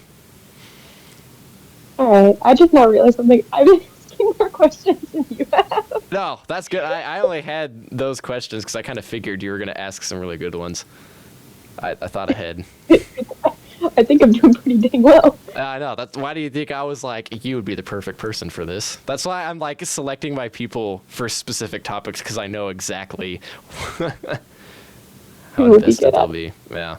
But you might show up for another one. I don't know. We'll see. I got to do podcasts with other people first. Do a multi one. Do you know where it's like that would? Do you know how hard that's gonna be in terms of scheduling? Oh my goodness, man! I have like, you already know, but like, man, my online friend, I swear, replies to me like, we talk like for like 5 seconds, like every month. Like that's, you know how insane. And then I disappear. I would be like, is this what I've just been cursed with? Is this what I've been cursed with? But I do have a question I kind of want to bring out. I'm definitely, because there's a lot of guys out there that need this, but I learn a lot from you, so I'm more than happy to ask this question. What kind of advice would you give to guys that are trying to get in a relationship or people that honestly just need advice for sex? Because there's a lot of people that I'm like, that's not... Okay, that's two different like topics. Which one do you want me to cover first? The first one I said. Okay, the first one we'll settle with for like guys that are wanting to get in a relationship or like approach a girl. Like what would you give? So depends on the context. Like, are you thinking of anything specific? Because there's a lot of ways to approach a girl. Because you can approach them as a friend, you can approach it as a relationship, or you can approach it just as a mutual contact, saying like you're saying say you have a girl lesbian, like I need like an idea of what you're asking. Okay, I guess for most people it's for a relationship. Yeah, for a relationship. Like he's just sitting at a table and he sees another girl sitting at another table that he's like he's seen her a few times and he's just really like, okay, I've seen you a little bit. I think I like this one. So he's like, how do I go about starting that connection? Okay, for someone who has never been approached, and that's surprising because, according to Carl, I'm very attractive, and according to a lot of guys that actually do, approach me, find me very attractive, but, okay, I'm putting down my phone for a second just to talk. There is a level of connection. And number one thing, be confident, but this was what I want to bring this up as well. This mainly goes to girls, not every guy is going to be creepy. There is this situation right now when every guy is not going to try and get in your pants, and not every guy is going to be fucking creepy. I'm going to say this right now, because there was a statistic, or whatever it ran, talking about how guys who approach girls will be often called creeps, weirdos, and everything like that. No. It comes from both sides. If you approach this girl and she immediately is like, no, just fucking leave, you have no chance.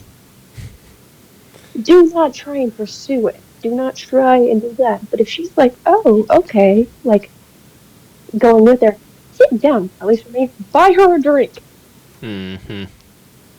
And if you want to be the nonchalant approach, which personally don't like, go up to her and say hey, are you with anybody? Or simply, hey, do you mind if I sit with you? Yeah. Compliment her. Be appreciative of her. Or be very interested in her. Don't be the type of guy that you want a one-night stand. If you do want a one-night stand, find the whore down the road who will do that. Don't be going after the girl that looks like my biggest one is a girl that goes, you're seeing this girl sit there in scrubs. She just looks like she just had a very rough night at work or something. Buy her a drink and sit down and talk with her. Because don't be trying. Like, if it works out, she'll give her your number. Not every girl is going to be playing hard to get. If they do, they do. No. Sometimes. Go ahead. I was going to say, you don't need to know every single, like, social cue or body language cue, but the main ones you need to know is if she is giving you her full attention when you're talking to her and she's, like, you know, she's holding a conversation, that's a pretty good sign. And if she's, like, leaning closer to you every time, like, you're talking or she's talking, that's also another good sign. So there's certain ways to tell if you're making progress, and there's also ways to tell if you're absolutely not making progress. I would know, because I'll say in the time I've been in college, which is about to be a full year, I've talked with 32 different girls. I kind of got turned down by all of them, but I knew when they were not interested, and it's kind of important to know that because you really don't want to, like, keep going if they're really just telling you, like, yeah, that's no. It's like it's important for social cues. It's just something I wanted to chime in. But yeah, you can continue with what you were saying. Yeah, like social cues, the biggest thing. But I'm going to use my perspective because right now I'm not too comfortable about showing my face. But if you knew my voice, and probably people who do know me, I've been saying this video too, I would say not everything needs to be a one-night stand. Like, yes, of course, if you want to sleep with her, sleep with her. But to approach a girl, you need to be genuinely interested in getting her. Not be trying to fix a broken piece of you. I think guys in this generation are, when they get dumped, they're going to try and find something right after. No. Not always the best attack. If a girl is the biggest thing, look for wedding rings. If you're approaching a girl and she's got a wedding ring, don't mess with her. Yeah, that's a big one. I'm like, that's even I'm glad that promise rings are a thing, because that's another way I've been able to be like, okay, I need to avoid having a conversation with that one, because, like, before I approach, I'll look to see if they're wearing a ring on that one finger, and if so, I'm like, yeah, I'm dodging that one, because, like, I'm a big, like, I really do not want to get or become a possible, like, roadblock in somebody's relationship, including parents. Like, any girl I'm dating, I'm not going to get involved with, like, their family drama, because I'm like, that's just not my place. I think it would only be your place after you're married, in which case I think you would have a little more say in that. But if you're not married yet, you don't get involved in their family matters. Oh, God. And, alright, this is another idea, but I'm not sure how you respond to it. You mentioned sexual stuff, like tips in that way. We mentioned earlier that the idea of consent and running those boundaries are important. Yes. Correct? Extremely. This is something I'm going to say for anyone. Communication on the boundaries may seem very off-putting, but for someone who has been through some situations that are not favorable, and a lot of them have put me in places that I do not want to be in again, in any aspect. And I hope none of you girls ever have to experience this or have to say this. Gentlemen, listen to her when she says she doesn't like something. Don't try and convince her that, oh, I wouldn't do that. No. There is a reason why she's telling you that. Yeah. And another thing is, I want to ask this because I know you aren't like this, but what about the ideas of, say, a girl gets assaulted? Do you think differently about that girl because of that? Or do you, like, I know some guys are like, oh, you got assaulted? That's not a big deal. But how do you guys say, at least yourself, approach the idea of a girl being assaulted?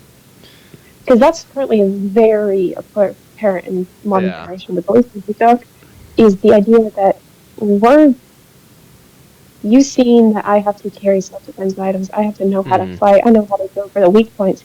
What do you guys think of that? Like, the idea of sexual, like, any of that, that's, like, how, say your girlfriend got assaulted, how would you approach that?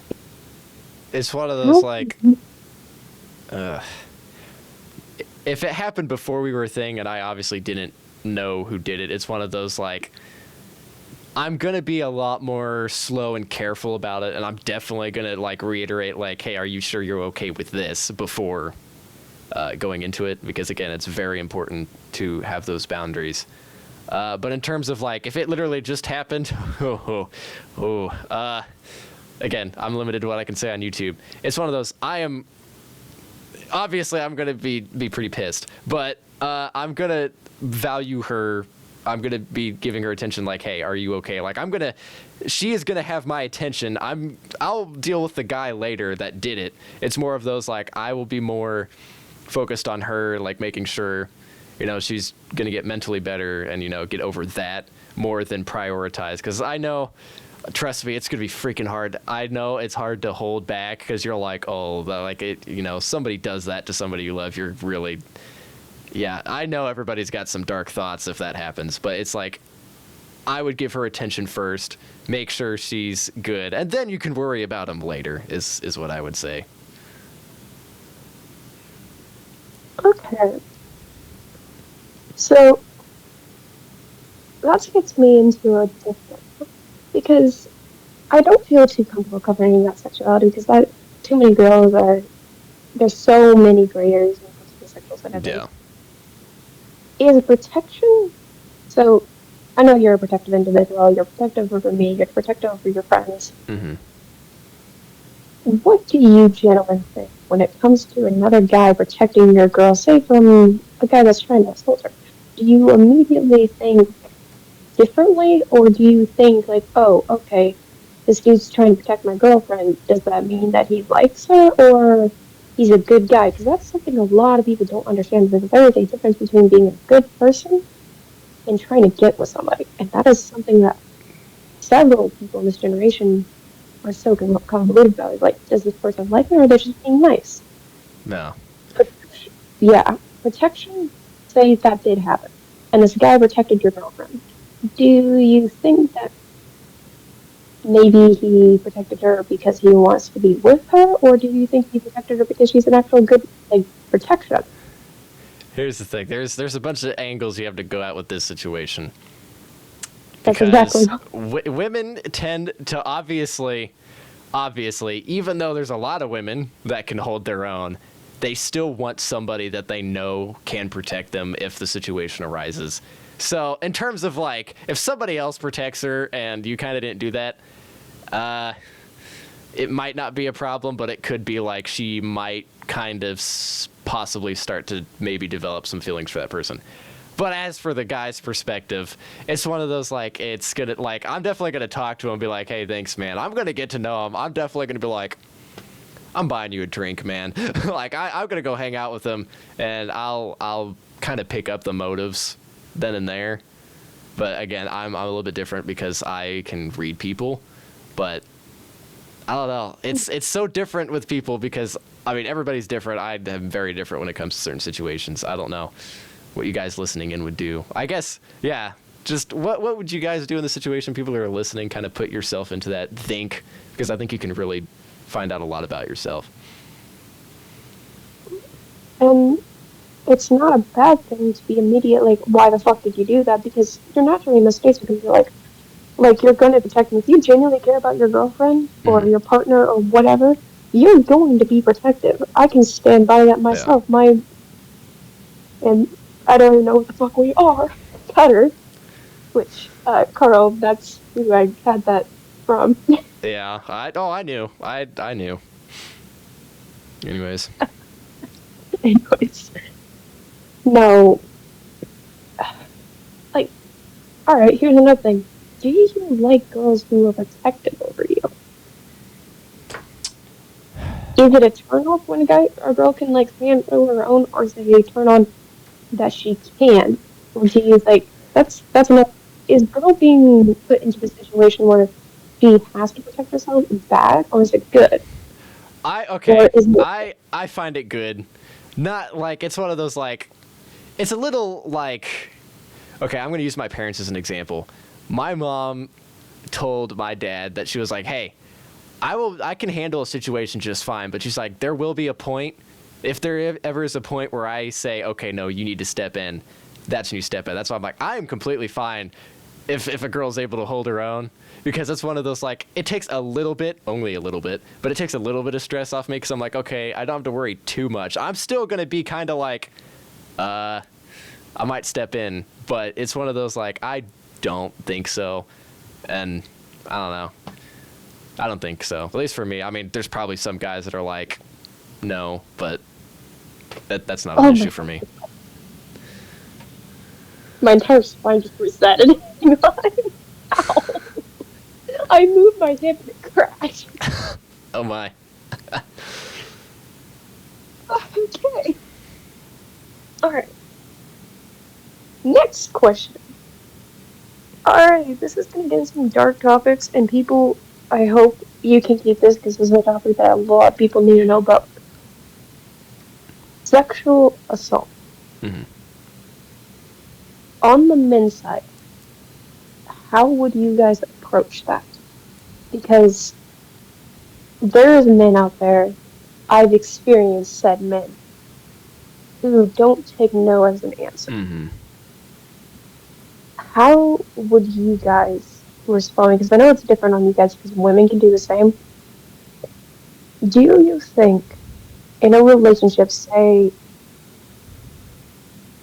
this guy, you were friends with this guy who had essayed a girl, what would you guys do? Because that is important, because say you have a girlfriend and she's been through that, she's had that happen to her, and you find out your guy friend did that.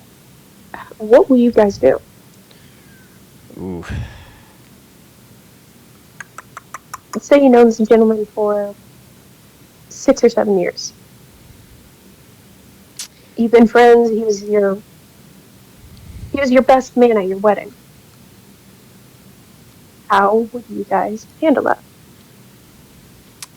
That is definitely, at least for me, I make sure I have a good friend group. I don't hang out with people that would do that.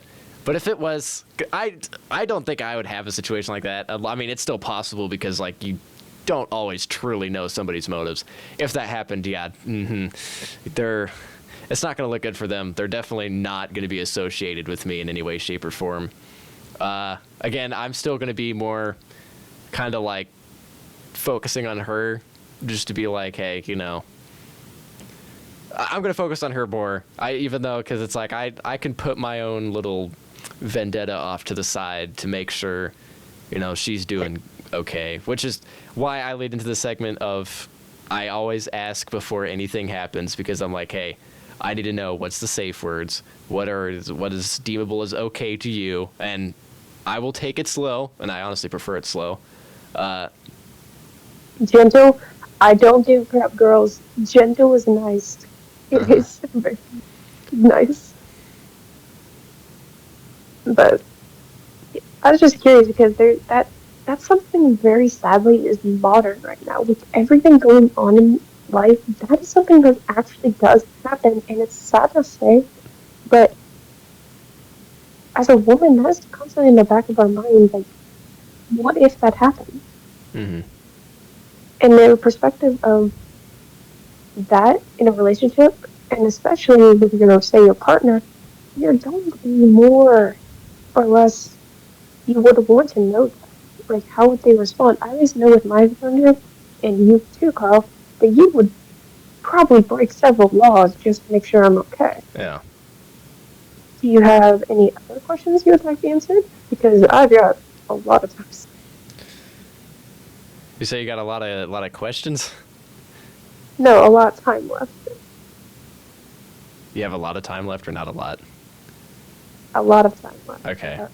Hey, I'm good. I love the questions you're asking. I was kind of asking questions that I purposely made able to segue into a bunch of smaller topics, which is why I structured them the way I did.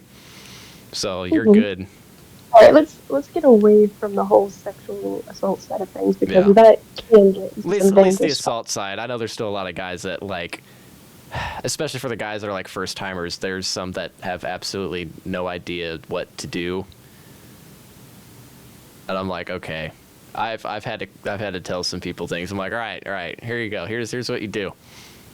But your side is going to be important on this because I don't know everything. I'm going to admit that, but there's a lot of guys that are like, okay, I don't know. It's like, yeah, And if you're open about the idea that you don't know what to do, that is fine, honey. Someone who has had to explain this to other people in a previous relationship. I'm not saying it's the best choice. No, you don't. It's not important. But if you actually want to make your girlfriend enjoy the time that you guys are having, at least in the bedroom, be open to suggestions. Be open to listening, and make her feel comfortable enough to tell you this. Yeah. I can't stress that enough because I have been in the places where I don't feel comfortable in explaining that I don't like. Yeah. And it's one of those, sex isn't always like just like the activity. There's a lot of build-up that a lot of people don't do. I'm telling you, the build-up and the in-between is still part of it. That's why I tell people, I'm like, hey, foreplay is something that is very underutilized, and it's going to make the experience better. So that's why I tell people, I'm like, hey, a good build-up is good, and don't rush into things, because I know as guys, we're ready. We're good to go. But for you girls out there, you need a little more time to kind of build up. That's why I'm telling guys, I'm like, you need... concerning how you know this. I'm like, yeah, anyways, my parents are going to be watching this, and they're going to be like, wait a minute. But, no, I'm like, you need to be slow. You need to take it slow. And I'm like, if you can master how to build up the tension, I think you can do pretty good. I mean, you still need to know the main process to make it like perfect, but if you can master like building up the tension, you're already off to an amazing start. That's true. There is so many things going on in my brain to like question. In the bedroom, is it hard to build up for you guys, or is it actually enjoyable for you guys? I would say a lot of us guys would be kind of impatient because, like I said, we're just ready to go once it starts. I guess it's hard in terms of like trying to be like, no, I need to slow down. In terms of the build-up, that's the difficult thing with build-up. In terms of the actual activity, there's a bunch of other things that make it difficult. But it's definitely just like, I need to slow down. Like, you need to tell yourself, you're like, no, I know, I get it in the heat of the moment, but you gotta take it slow. Like, that's the most difficult thing, at least for me.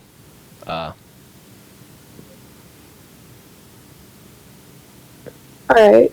Have you developed any questions on your end so far that you'd like to ask from at least the woman's side of things? Because the woman's side of things is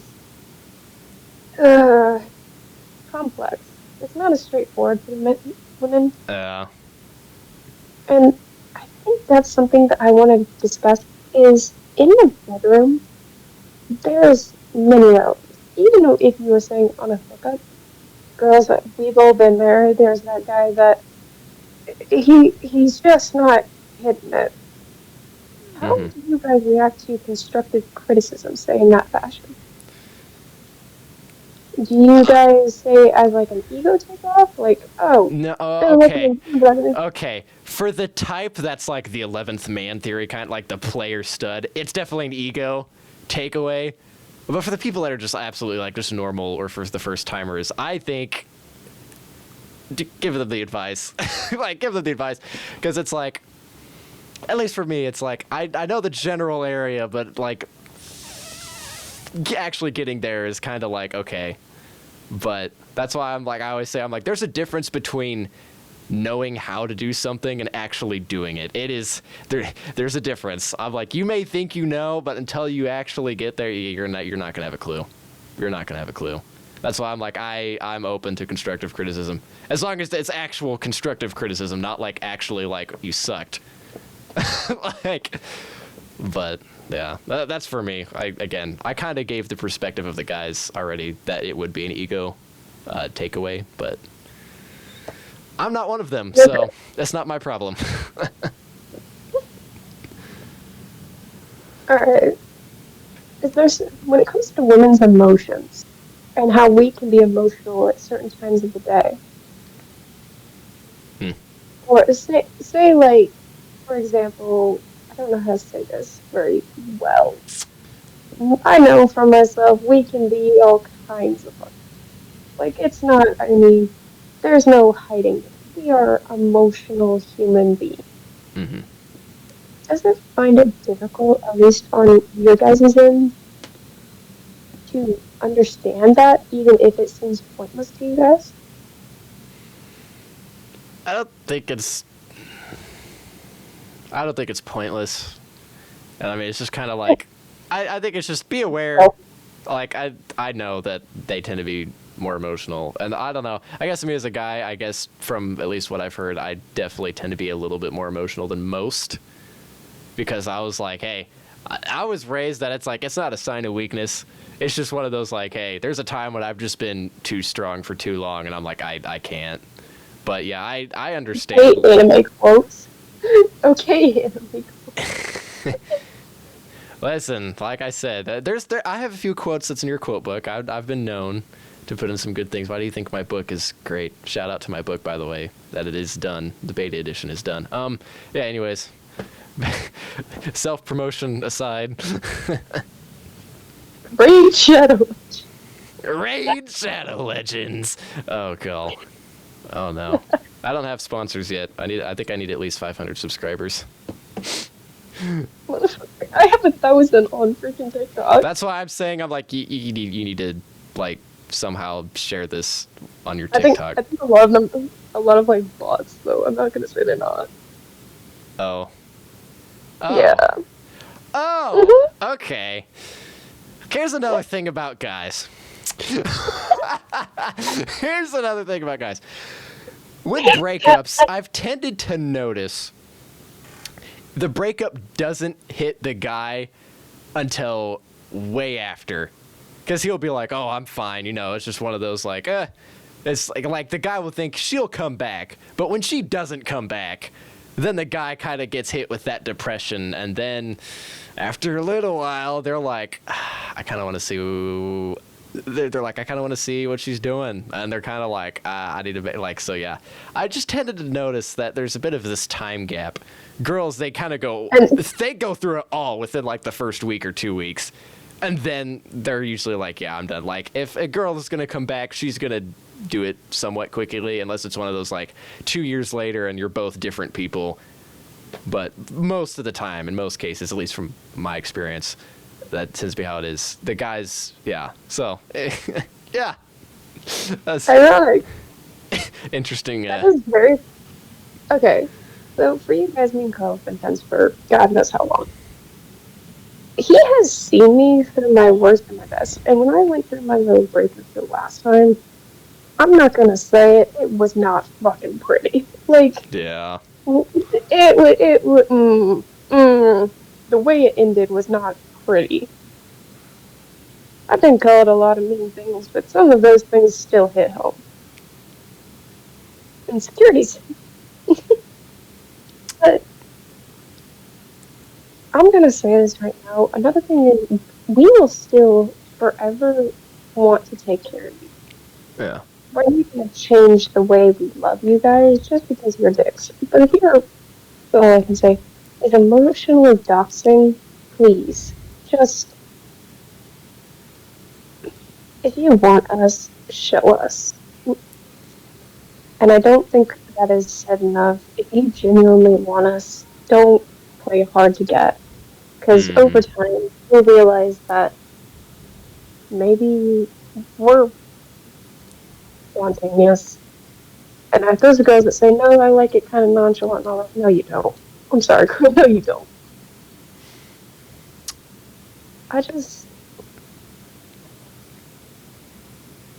I don't always get why guys come back, especially after. So, the gentleman I spoke about in my last relationship, I know I'll probably put out his name in the video, but the way it ended was messy. Mm-hmm. And my mother knows that, and I really hope that no girl has to go through what I went through. That was nowhere near the fun that I wanted to. Because I'm a very tough individual. I'm actually wanting to go into the police force for this reason. It it's hard to explain genuinely how much it hurts to do it. Mm-hmm. I consider one of the toughest ones because girls fall in love hard. Yeah. When we actually love you and actually care about you, we fall in love like 10 times harder than the guy does. And I also say this, we get over, if the girl isn't crying after your breakup and she's already moved on and all that, she had already prepared. Yeah, she mentally herself. checked out before the relationship was over. Yeah. And I can't stress this enough. That is not a good sign on their part, guys. No. If she's mentally checked out, she's just, another thing is she's getting complacent with your behavior. If she's not nagging you about your behavior, that is already a bad sign because she's just getting tired of it. If she had asked you 17 times to unload the dishwasher, don't freaking keep putting it off, and she's just done it herself. You fucked up, bro. Yeah, that. Another thing, yeah, like, guys, I get it. You don't always want to go out on dinner, date nights, and everything like that, but do it for her. Yeah. Please. Hey, I'm Do always it down for for it. I her. don't even care if it's freaking McDonald's. Now, granted, I don't really like McDonald's, but if that's where you want to go, I'm taking you there, and I'm paying. I know sometimes it doesn't always happen. You know, like I try to hold the door open, but you know, you beat me to the door on purpose. You just outrun me, but you know, that's definitely not targeted for any one specific person. But Hey, I'm not going to say this enough. My beloved friend Tucker. Oh god, this man, no joke, slammed the door in front of me, locking me in the car, even though I was getting out of my own car to go and freaking open the door. Sometimes the freaking joking side of it, if you like, just like no, tackles me into the fucking no to get me to stop opening my door. Sometimes it's not always the princess treatment to get that done. Sometimes it's just making fun about it. The most relationships I've been in is the ones that it's fun. And I'm not saying like the type of relationship where you're like, oh, she punched me in the mouth because I was trying to tickle her. No, it's where you guys are both stupid together. Yep. Yeah. That is personally my favorite. Yeah. Ooh, another thing I really want to put out there for anybody that's still watching at this point. It's not going to be as long as it is now because editing. But for anybody that's still watching, I'm like, I cannot stress to you guys enough. You need to be aware of what you're doing because, again, women are a lot more emotional, and it damages them when you do something stupid. That's why I'm like, it is going to be your fault 100%. Like, I always go by the saying, even if this isn't 100% true, it's probably about 90% true. Every single time she cries, it's pretty much your fault. That's why I'm like, you need to be responsible for the way you treat them. Now, I'm saying I try to end my relationships on good terms. It's not always easy. It's freaking ridiculously difficult. But I always try to keep in mind like how she's gonna feel. That's why I'm like, I'm not gonna try to do anything stupid. That's why I'm like, don't be that guy. Like, don't be the one that just, if you need to break up with her, don't be the one that just breaks up and then like a day later you're like, I'm with somebody else and I'm gonna go show this new person off in front of Rihanna. Don't be that guy. I absolutely despise people that's like that. It's not fair to your partner, your former partner, even if you guys are broke up. I will slap the crap out of any of your viewers if I ever get to meet them. That is not cool. No, that is no. Because that fucks up your entire previous relationship. For someone who has been through that, No. don't do it. Because it is not worth it. It maybe give you that satisfaction for that one moment, and it's going to damage that other person's feeling of love and relationship. Because at some point, and I say this for everyone, your daughter, if you ever have kids, it comes around. It may not hit you in your time, but it might happen to your daughter.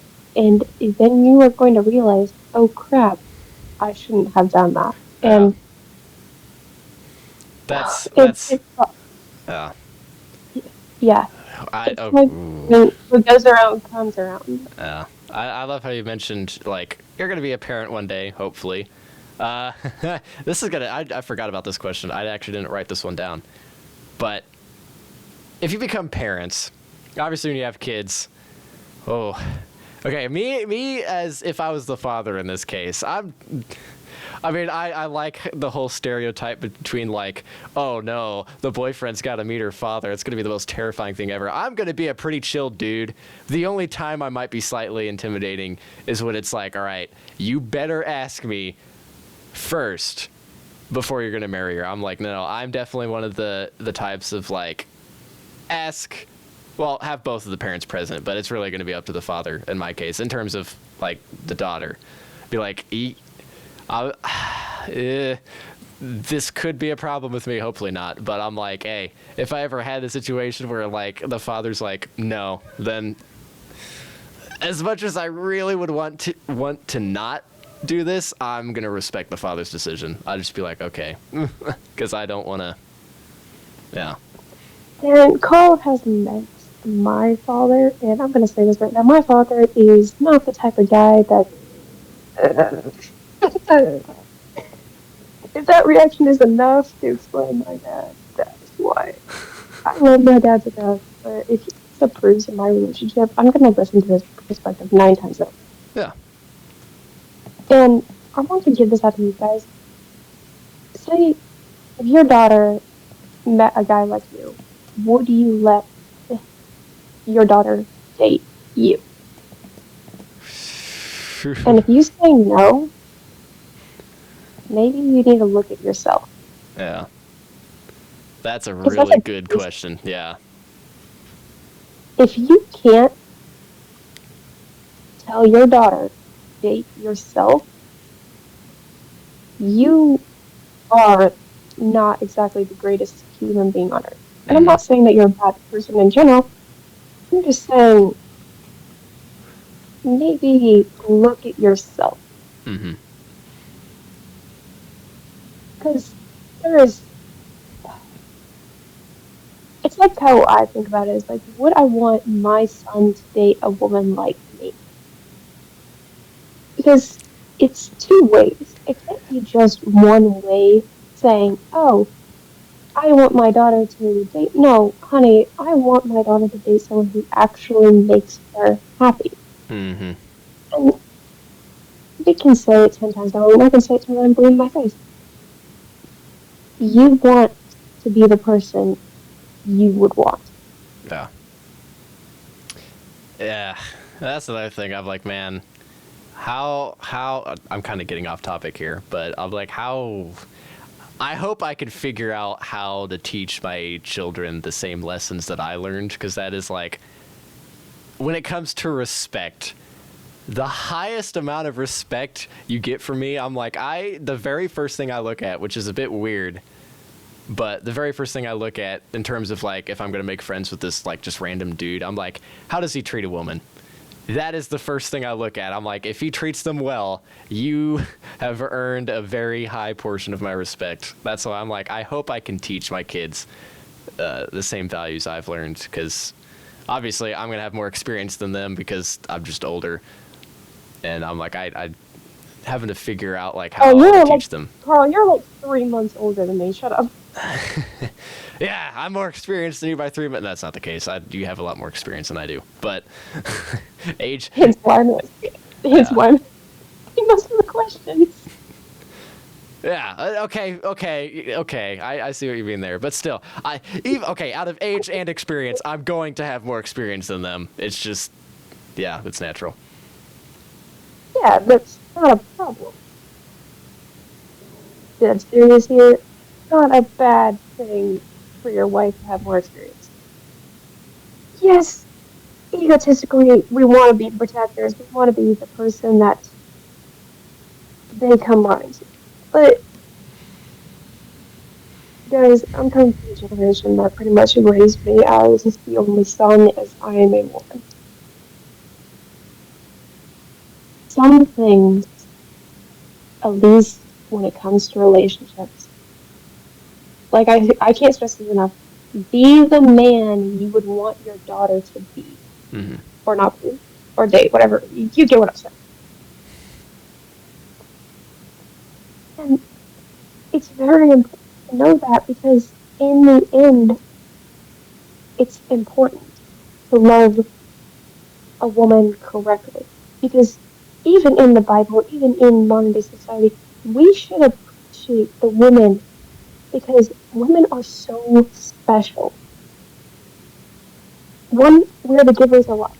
We've always been the givers of life. You cannot have a child without a woman. And genuinely, if you don't appreciate a woman like you should, and I'm not meaning this like, oh, she's a woman, so I should respect her. No, I stand by the statement, respect is earned. Mm-hmm.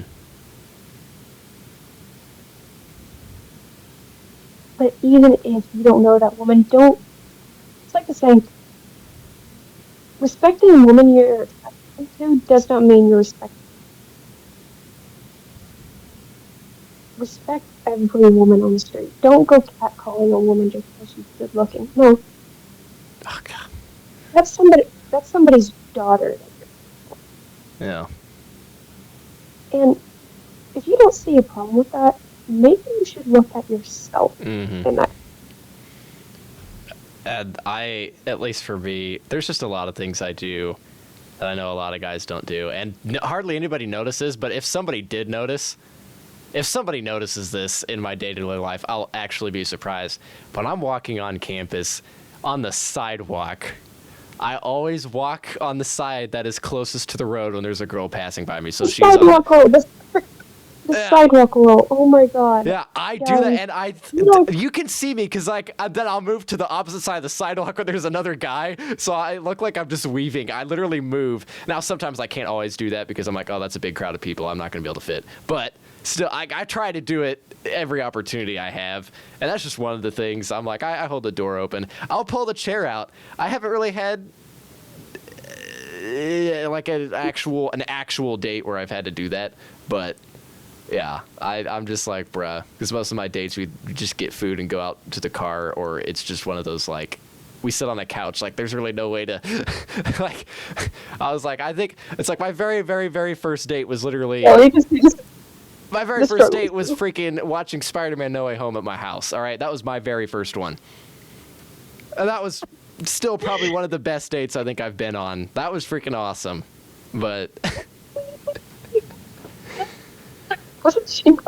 I've never watched it before. Yeah, they were like, I haven't seen it before, bruh. I was like, no, I'm sorry. I was like, no, we have to watch this. I know chess is like the main thing, but like, I have a whole funny story behind my first date. Cause okay, I'm just gonna say this now. We did, used to date, but okay, I got to my house and my parents, I was like, yeah, my parents are going to be there. Yeah, I got there and I was like, oh, my parents aren't here. So I'm over here like, I'm a decent guy. I'm respect. I have boundaries. I can set limits. I was like, it ain't going to be a problem. So I don't know what was going through your mind, but I walked through the door and I'm like, any movies that you would like to see? I guarantee in your mind you were like, oh my goodness, he's literally going to do the freaking Netflix and chill thing. Like, oh my God, it was. You were like, oh no. I was like, but I didn't. I was like, no, we're watching a movie. There's something. I'm pretty sure I about what. There was so many choices. I was like, I think that's a lot of VCR. I'm not that way. I'm like, buddy, I wasn't even like, There was a lot that happened that I wasn't expecting to happen on a first date. I mean, it was just one of those, like, I don't know, that was my very first one. I was just like, I was kind of expecting my parents to be there, but, yeah, that's not what happened at all. I was like, luckily, this is a 2-hour movie. We can stall. They came home, like, around near the end of the movie, and I was like, saved. But, yeah. It's confusing, like, how both of us are still friends after a relationship. And also, this is a topic, is that you can be friends with your ex. Yeah. Now, What? the person you're dating might find that a little like, that's a red flag. And honestly, it probably is. But. Okay. There is a difference between romantic connection and genuine friendship connection. Because, like I said, being friends with your ex isn't all bad. Because, at least from the across respect, it is in most situations. I think we're just a very, very rare outlier example. Mm-hmm. And do not use this in a relationship like, oh no, it's like Carl and Asher thing. No. Me and Carl have our differences. Like, I genuinely say this, I don't want to beat your girlfriend. I'm sorry. I don't care if she's a nice girl or not. I don't want to meet her. Unless it's understandable. Mm-hmm. Unless we're best friends and we're like, oh, sister! Like, Mr. Carl's like a brother to me. There's nothing there, and I'm dead serious. Yeah. Yep, guys, I fell into the category of I love you as a brother. Yep, you could just play that meme right now. We're gonna get a bunch of L's in my comment section. It's gonna just be like, it's the saddest hamster meme. It's like, don't worry. It's like this for every other friend that I have that's a girl. Trust me. Even though I tend to be the one that brings all of the women to the events, that's probably the only reason why I'm as socially acceptable as I am. Anyways. That's sad. That's very sad. Yeah. We even joke about, like, me and Carl joke about the fact that, like, I'm pretty sure, like, guy, if I came to any of his social gatherings with me, they're gonna be like, how? I don't even know. It just happened, and I wasn't even expecting it, because it's like, I've always been turned down, so the one time it actually happened, I was like, wait, I don't know what to do. Help. It's like, I didn't expect, I was like, it's failed every other occasion except for on one other occasion after that, so I'm kind of just like, I'll find somebody eventually. I'm getting fucked by I'm getting screwed. It's like, hey, I'll find my person eventually. It's just like, it's taken forever. And normally, I'm going to say struggling. The longer you wait, the right woman will come. Because you're not going to settle for less. No. Soon enough, at least some guys, personally, for someone who's been through that, we look for at least in my case, I look for the cases, the guys that actually are working on themselves, the guys that are in the garage building cars. Like, you guys are noticed. And the guys who think, like, oh, she's not going to notice me because I work on cars, or she's not going to find me attractive because I work on cars, or any of that, like, I have a job and everything like that. No. You just need to wait. Because that girl will come. And I'm not saying go and sit in your room all day gaming, no. Yeah, that's not going to...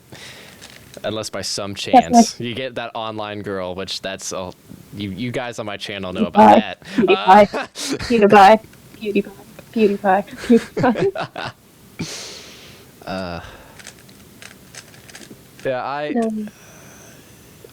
I'm learning now. I'm going to tell you this now. I'm noticing, at least with modern society, since I'm old-fashioned, I've tried to use some old-fashioned techniques. It ain't working. It's just not working on this modern generation. It's like trying to put in an old Xbox 360 part into like the newest gen like Xbox. It's not gonna work.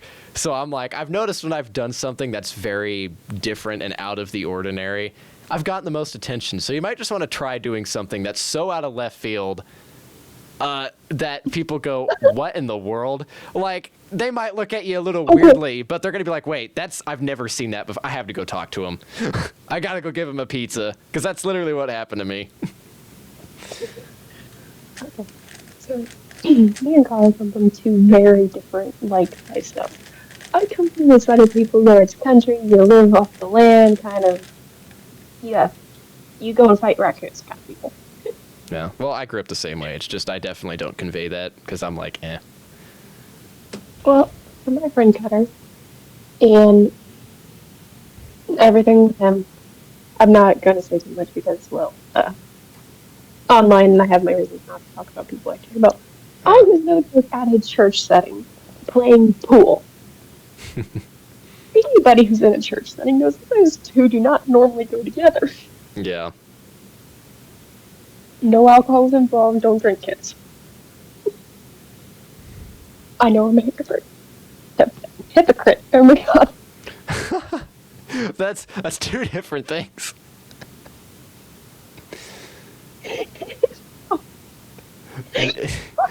What? Oh, goodness. Your videos get freaking long because you've got so much great content, and then you're just gonna be like, Yeah, I gotta edit all this too. I'm gonna do that tomorrow. I got one class tomorrow, so I'm like, shh, I got nothing going. Like,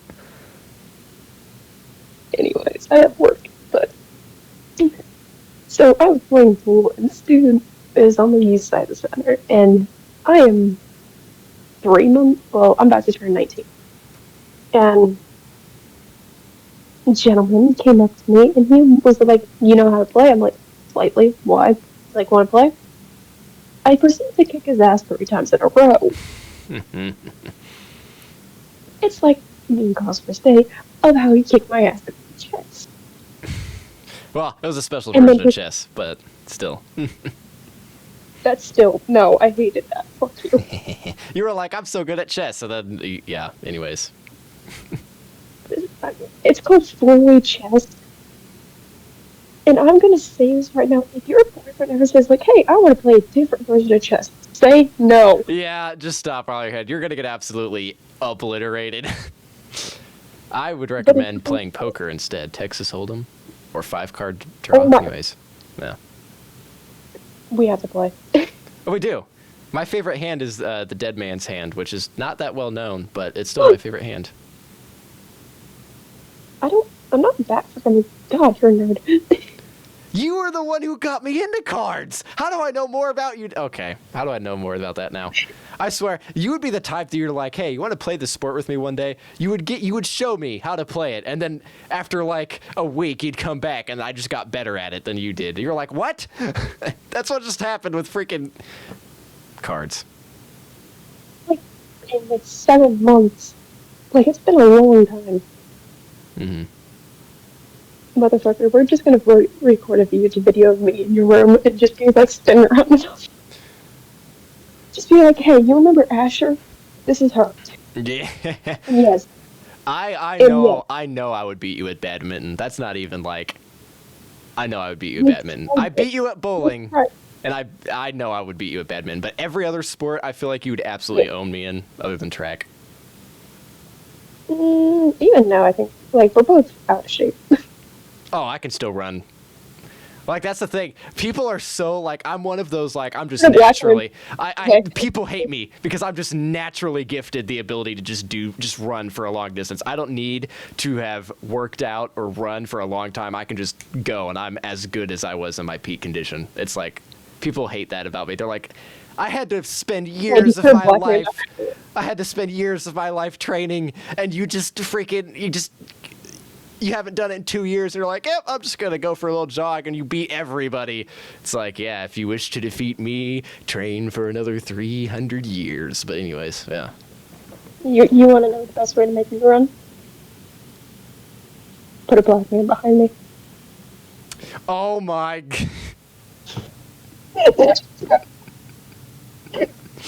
Now, in terms of driving, she might be the better driver. But in terms of racing, I might be the better racer. If that makes sense. Okay. Alright. So, Carl is much more NASCAR driving. I'm much more dragster driving. If anyone's from the Midwest, knows the difference. Yeah. track driven is what I focus on, is what she's meaning. Yeah. Not like ovals. I ain't into that like left turn, another left turn. Nah, I like turns, but anyways, continue.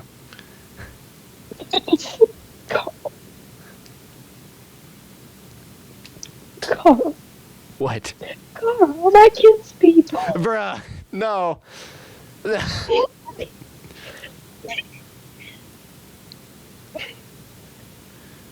No. This video is gonna be great because you're gonna have so much great content. You're gonna be like, I need 2 videos. I'm gonna have this.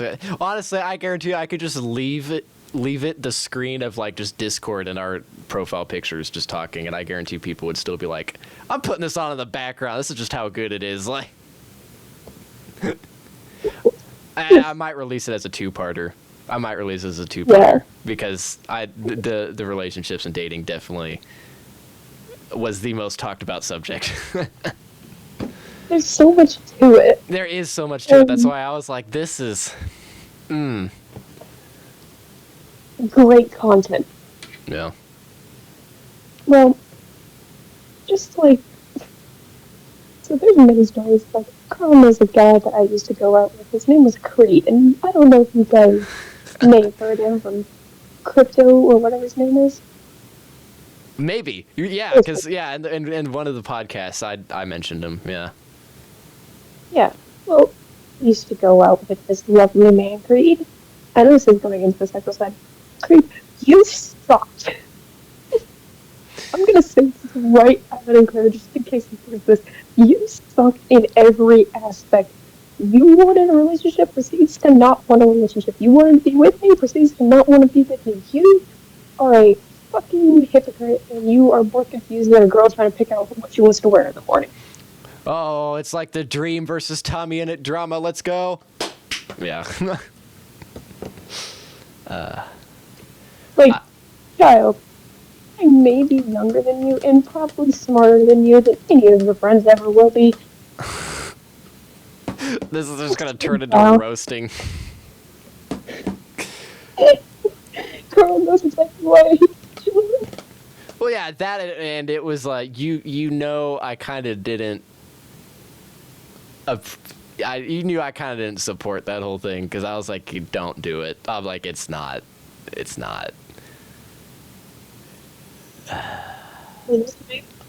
was not worth it. No. Well, if you made it this far, please consider subscribing. I actually filmed this like a month ago. It's just, I didn't get to posting it now because, you know, I was editing this like 3-hour footage, and then it deleted, or it crashed right at the end of my edit before I could save. And then it just took me a month to get over my anger of having to re-edit this 3-hour video again, down to 2 hours and 17 minutes. But yeah, I hope you enjoyed this conversation. There's probably going to be more, although there's going to be different topics. I might bring Asher in again. Who knows? But yeah, if you made it this far, please subscribe. I'm trying to get more subscribers than my friend, the Friendly Neighborhood Tree, who's at 174 subscribers right now. And I believe at the time of recording this, I'm at 172 subscribers. Please, I got to beat him to 200 or I'm going to lose the bet. Yup.